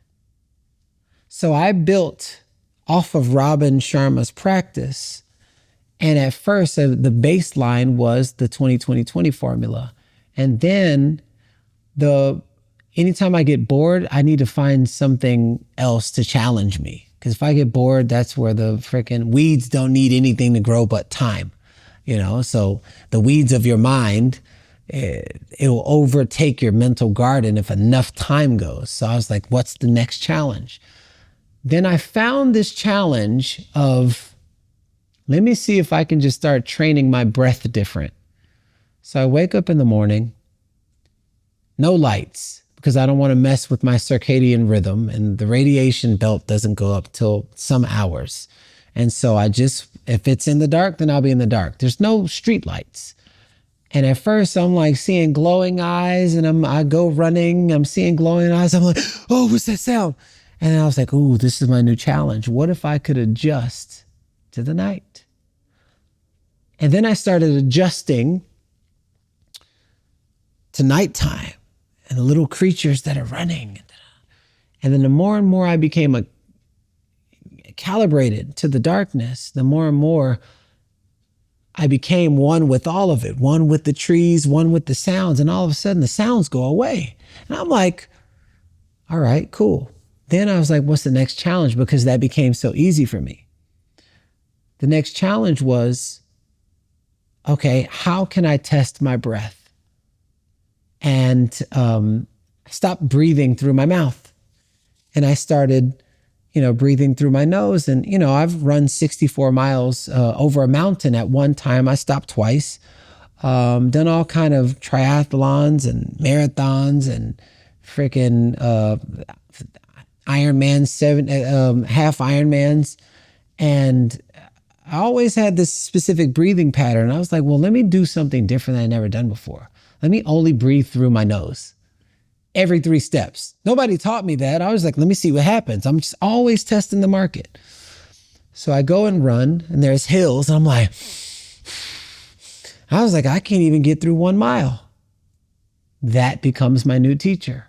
And anytime I find something that knows more than me, I find a way to adjust to it. I'm like, let me see if I can get 1.5 miles. And I get 2 miles, and I'm going up and downhill, maintaining how can I stay as peaceful and as calm as possible while pushing my VO2 max up a hill. Difficult. After that one run, I come back home, argument with my wife, and all of a sudden I just go 2, 3, 2, 3. And all of a sudden the heat that normally comes up when I start to get angry, there was nothing there. I was like, I found another secret. So for the last 2 years, Monday through Friday, I wake up at 4:20 in the morning, and I go and I do life force training.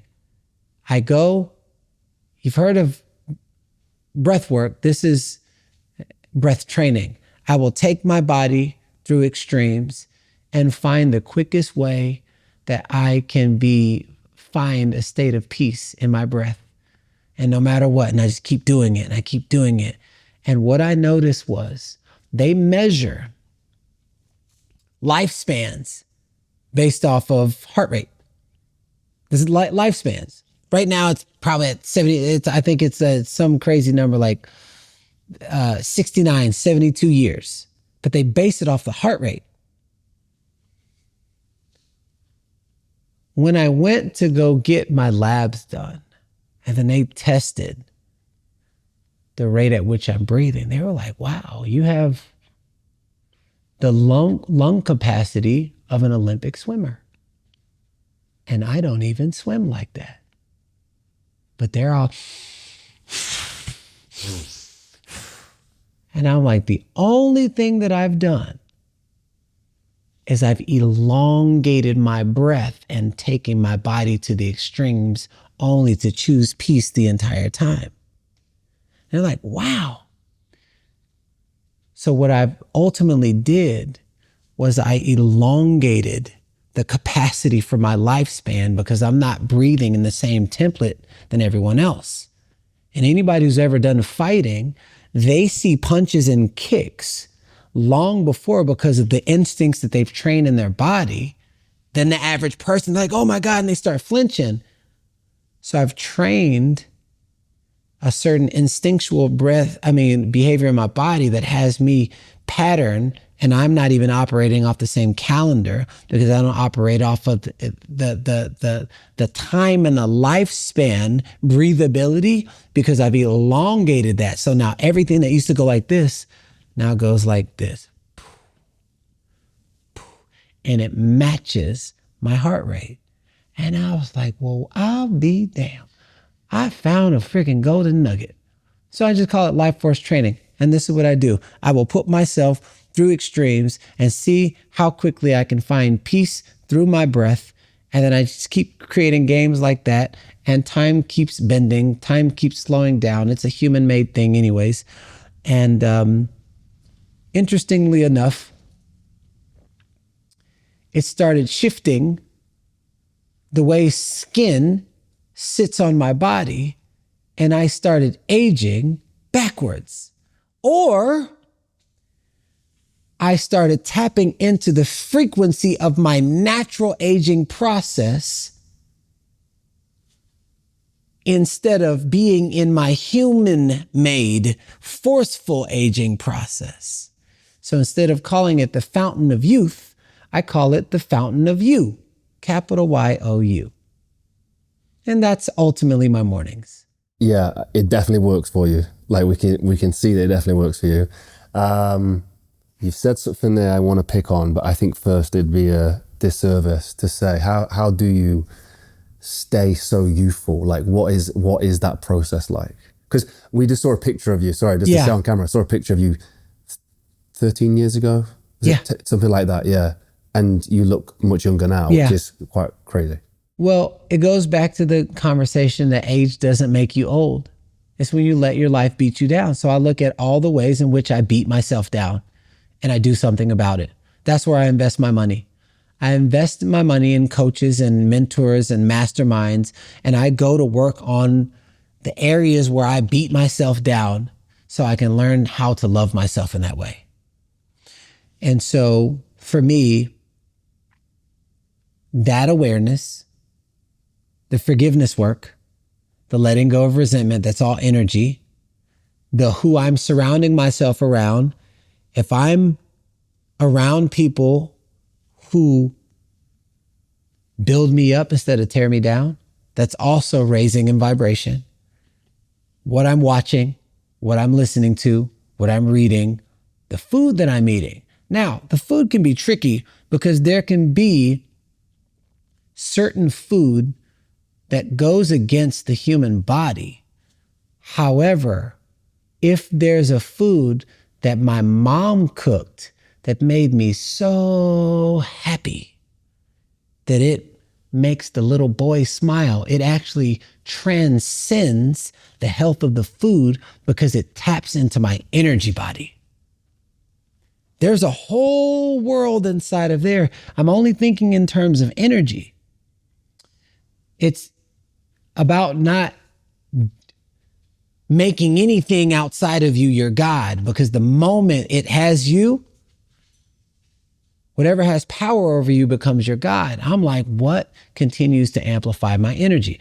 What brings me joy? What makes me happy? So my role in this life is to create a game that I actually like playing. And this game of life that I'm in right now is so fun. It's so fun. You know, my marriage, it's not easy, but it is so worth it. Like my marriage is a forever container for ritualistic growth. But because me and Blair are both committed to continuously evolving in our own unique, creative ways. Committed. Like that's the commitment. We know that the more and more we keep elevating, the world around us keeps elevating. So there's no off kilt thing here. And I'm grateful to be in this space where we turn challenges and difficulties into growth opportunities, and then we meet who that person is on the other side of that. And I think it's a great space to be in. And someone asked me the other day, they were like, man, seems like you got it all figured out. I'm like, I don't. I'm a leader and a learner. I'm a student to the game. And that's why I keep surrounding myself around many different kind of people that are smarter than me. I was like, oh, I never thought about this. Like, I'm always learning. And this is the same thing with my wife.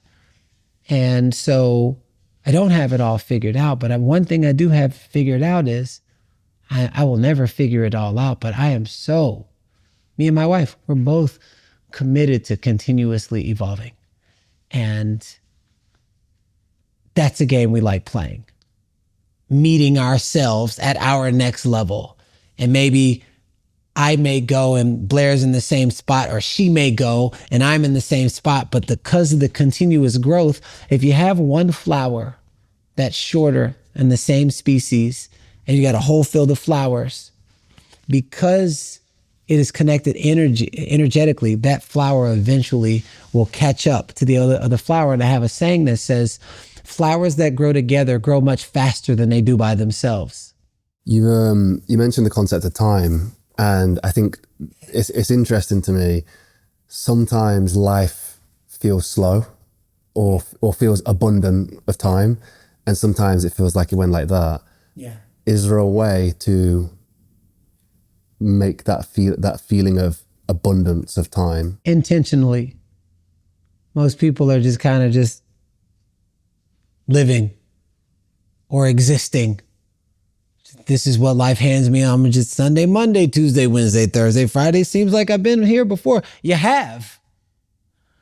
And I think that, and these are some things, like, I don't have it all figured out, but these are things that I'm continuously working on. How can I be the most intentional with when I get dressed, when I discard clothes, when I'm eating food, when I'm with my daughter, when I'm with my wife? And I don't always get it. Like, I mess up a lot. But my heart is like, how can I be the most intentional? The time disappears. Or it's like, where did all the time go? It seems like yesterday is 20 years and I'm still in the same spot, because you didn't have intentional living.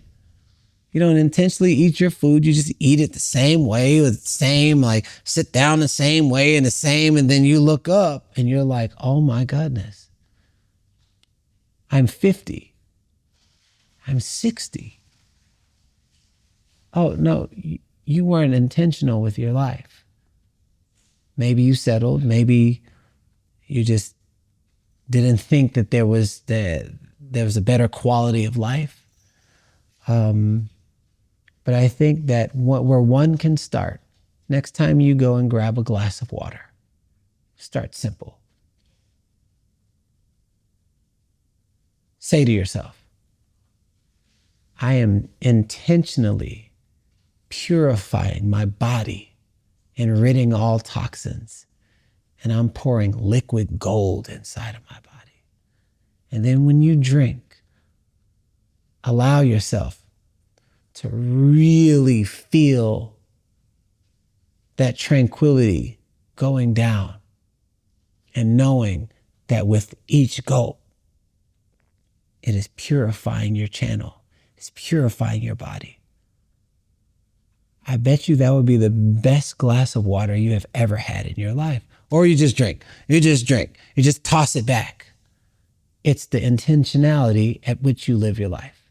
If somebody was, so many people, myself included, and people all around the world, experience life's hardships, something will happen, it's out of the control, illness of a friend, loss of a loved one, or something like that. How can someone in that darkness after that, in that moment after that, pick themselves out of that spot? or process it in the right way? Yeah. I would never suggest processing that by yourself. I would say look for a safe container, a safe space to be around people who like love you or who are willing to hold you while you share what you're really feeling. And sometimes people don't want to be around people. If you don't want to be around people, what I would do is I would write a letter and I would share every single emotion that you have. I fucking hate life and da da da. I'd share everything. And then when you're done with that letter, I would write another letter as if life were exactly how you wanted it. And I would write that down. But I would postmark it like 2 months out. It's a celebratory letter. Hey, Jordan, I just want to say I'm so proud of you for how you handled all the devastation that you were going through. You did everything that you said you were going to do. And what you're going to do is create the kind of life that you actually want to live as if it were already happening. And then you're going to write a celebratory letter of everything that you did in order to make it happen. And you say, hey, and Jordan, I'm very proud of you. Fold that up, send that letter to yourself, and then open it up on the date that you had postmarked a few months out. And then just kind of connect the dots looking backwards and see what kind of stuff made its way into your life based off of what you created, co-created in the universe. What's a practical way that people can have the right frequency, especially if you've never tapped into that kind of world or life before? Well, they actually have, they're just not aware. You listen to your favorite song and then you leave, you go somewhere else. There's a breakup and you're like, I just need to go dancing. Oh my God. And boom, you literally raised your frequency. You literally raise your vibration. Find your favorite song like you always do. And then intentionally listen to it in a way of raising your countenance, raising your vibration. What else do you love to do? What else? Play the what else game. Oh, you know what? I love landscaping, but I just haven't made the time to do it. Okay, well, you get to make the time to do it. You go out there, you raise your feet. Try to build on top of the vibration and find 3 things that just like, there's something about this that just makes me happy.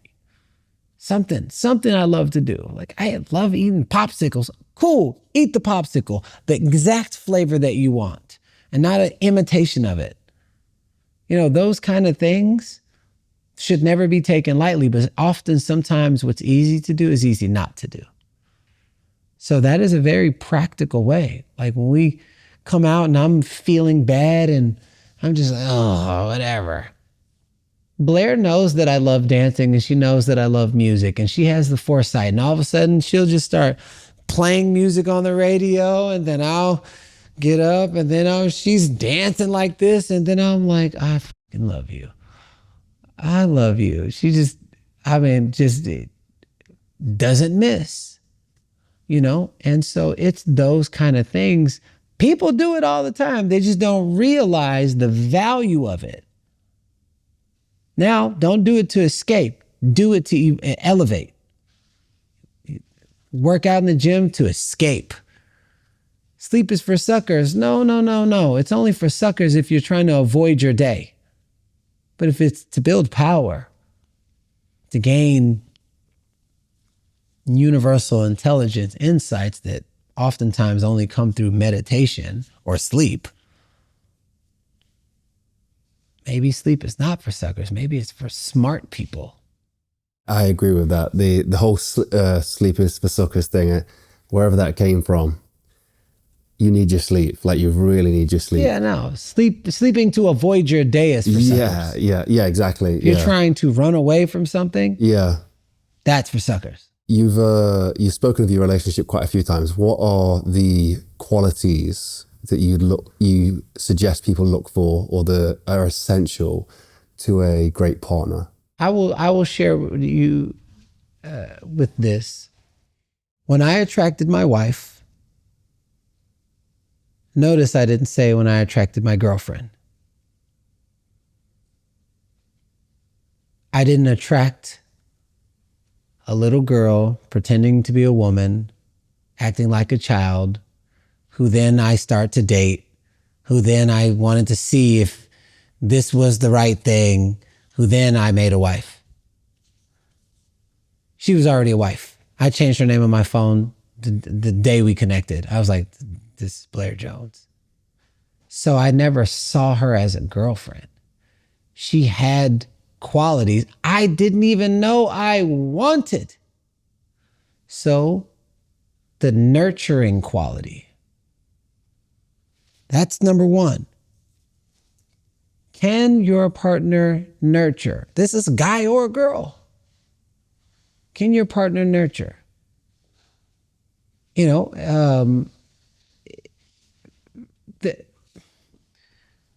Blair she's a nurturer. She's also a disciplinary. She's structured and detailed in ways that I can't even fathom how she does what she does. I'm just like, who does that? But who I am and my genius also supports her in the way in which she's learning. So we're like stair stepping. So I would definitely, sometimes people are like, this person is exactly like me. Ooh, that's a trap. Because you are going to hit a roadblock of growth if they are exactly like you. It would not have worked if Blair was free flowing and just like go with the flow and win, and I'm free flowing, going with the flow, because we wouldn't get anything done. If you're wanting to build a legacy and move the relationship forward, there has to be polarity.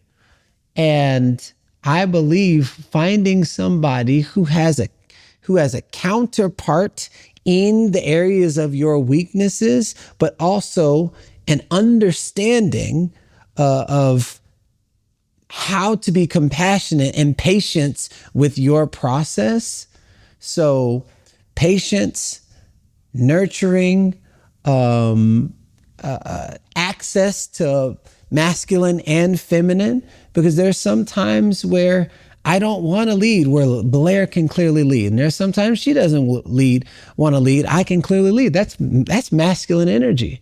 And there's sometimes I want to be nurtured. Sometimes she wants to be nurtured, And so those, they work together, not saying that's going to work for everybody's partnership, but inside of the dynamics of my needs, wants, and desires, it works. It works in business. It works in partnership. It works with our friends group. It works for what we're creating in the world.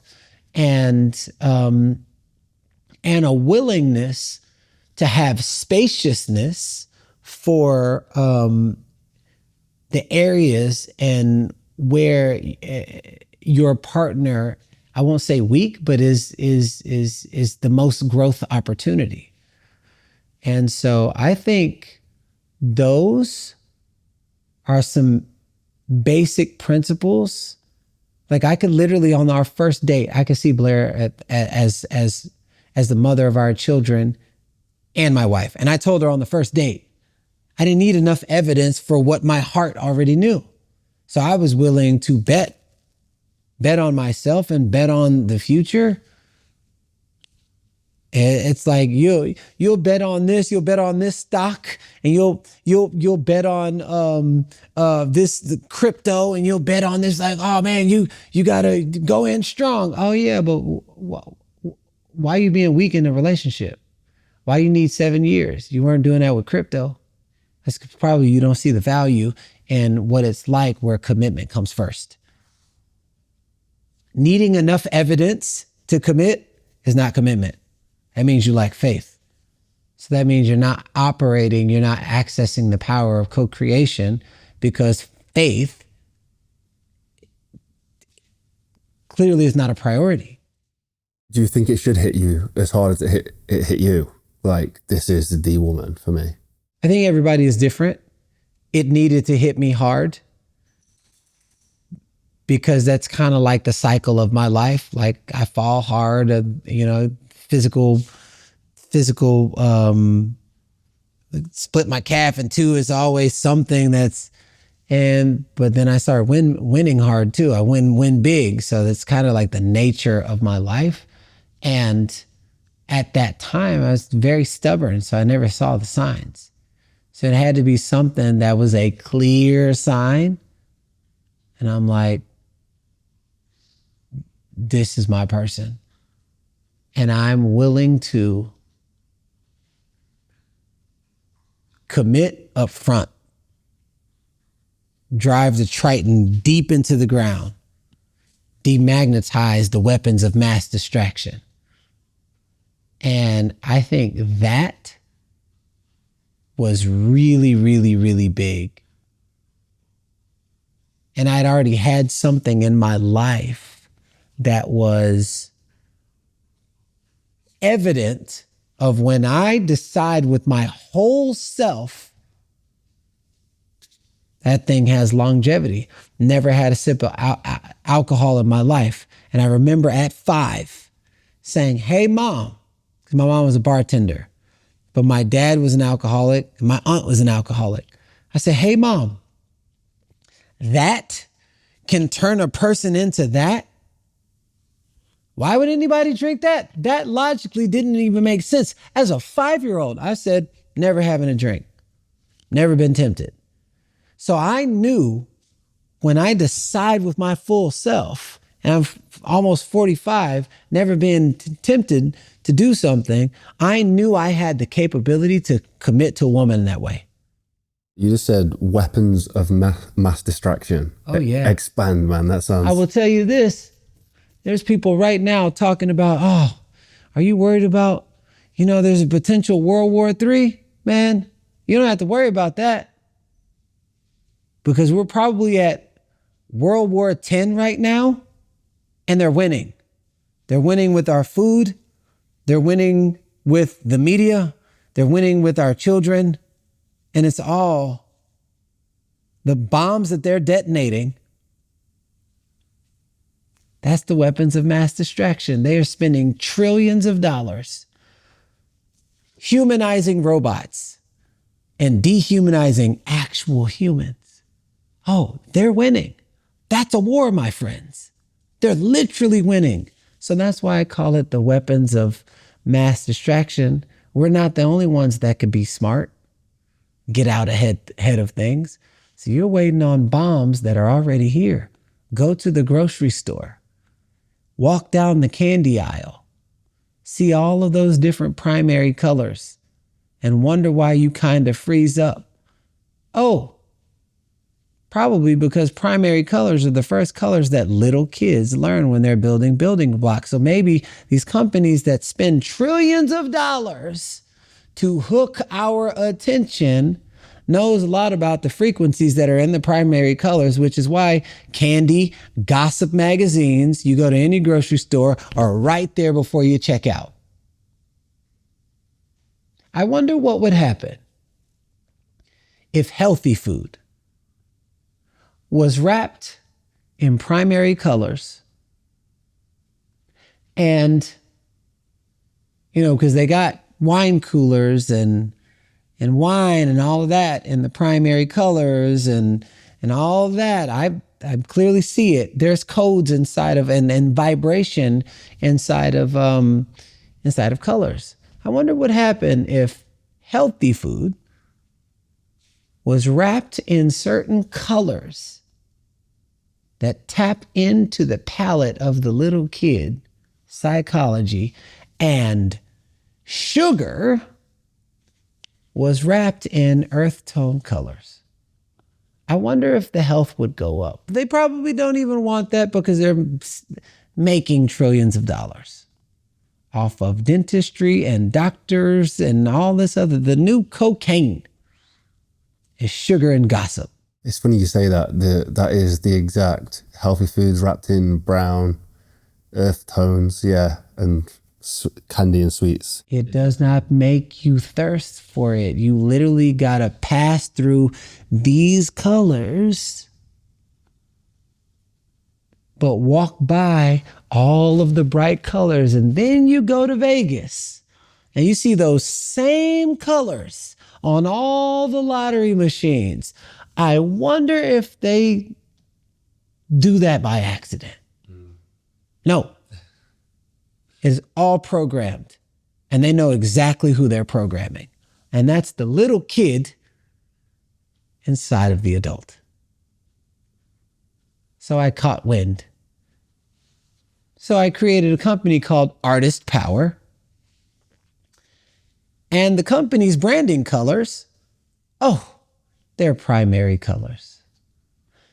Interesting. Because it's very on purpose. So just like somebody would send out a Batman symbol,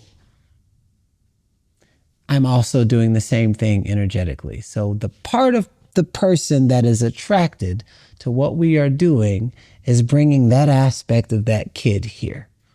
So I can say, hey, you're special, you're important, you matter. And just like a plumber would plumb some stuff up so the water can go, what we do is like a spiritual plumber. So sometimes the trauma and the triggers and the stuff needs to come up, but what's behind that is the magic that's always been there. The thing I always ask is if I can connect people to the right place after listening to this conversation and take this further, where would it be? GarrainJones.com. My Instagram is Garrain.Jones, and I run really powerful transformative retreats, and I do mastermind, I do leadership, and I do higher level leadership for people who build extraordinary businesses, and they just kind of need a safe space to be held for the shit that they're actually going through with somebody who actually has the education and the understanding to be able to hold that and speak to that part. And so I have higher levels of learning and education for, C-suites and executives and big time founders who just need that safe space. And so you can find me on those things and have a pretty cool team that understands the nature of the world. And we just want to be on the right side of restoring the heart back into humanity, which is artist power. The artist is the little kid who remembers. And I build an entire company around teaching people how to remember the magical world of the inner you. It's not about how to scale that. It's about how to raise in that vibration. And you take who you are into any program, into any relationship, and use any product, write any book, and who you are will emanate a frequency where everything benefits and all ships must rise with the tides. You can have your cake and eat it too. This is the extra cardio, and that's the inside game. Wow. I love it. So much has resonated with me today as well for myself. So I'm just excited to share this with the audience, and we could talk for hours, but you've really delivered a lot for us today. I appreciate it. Thank you so much, brother.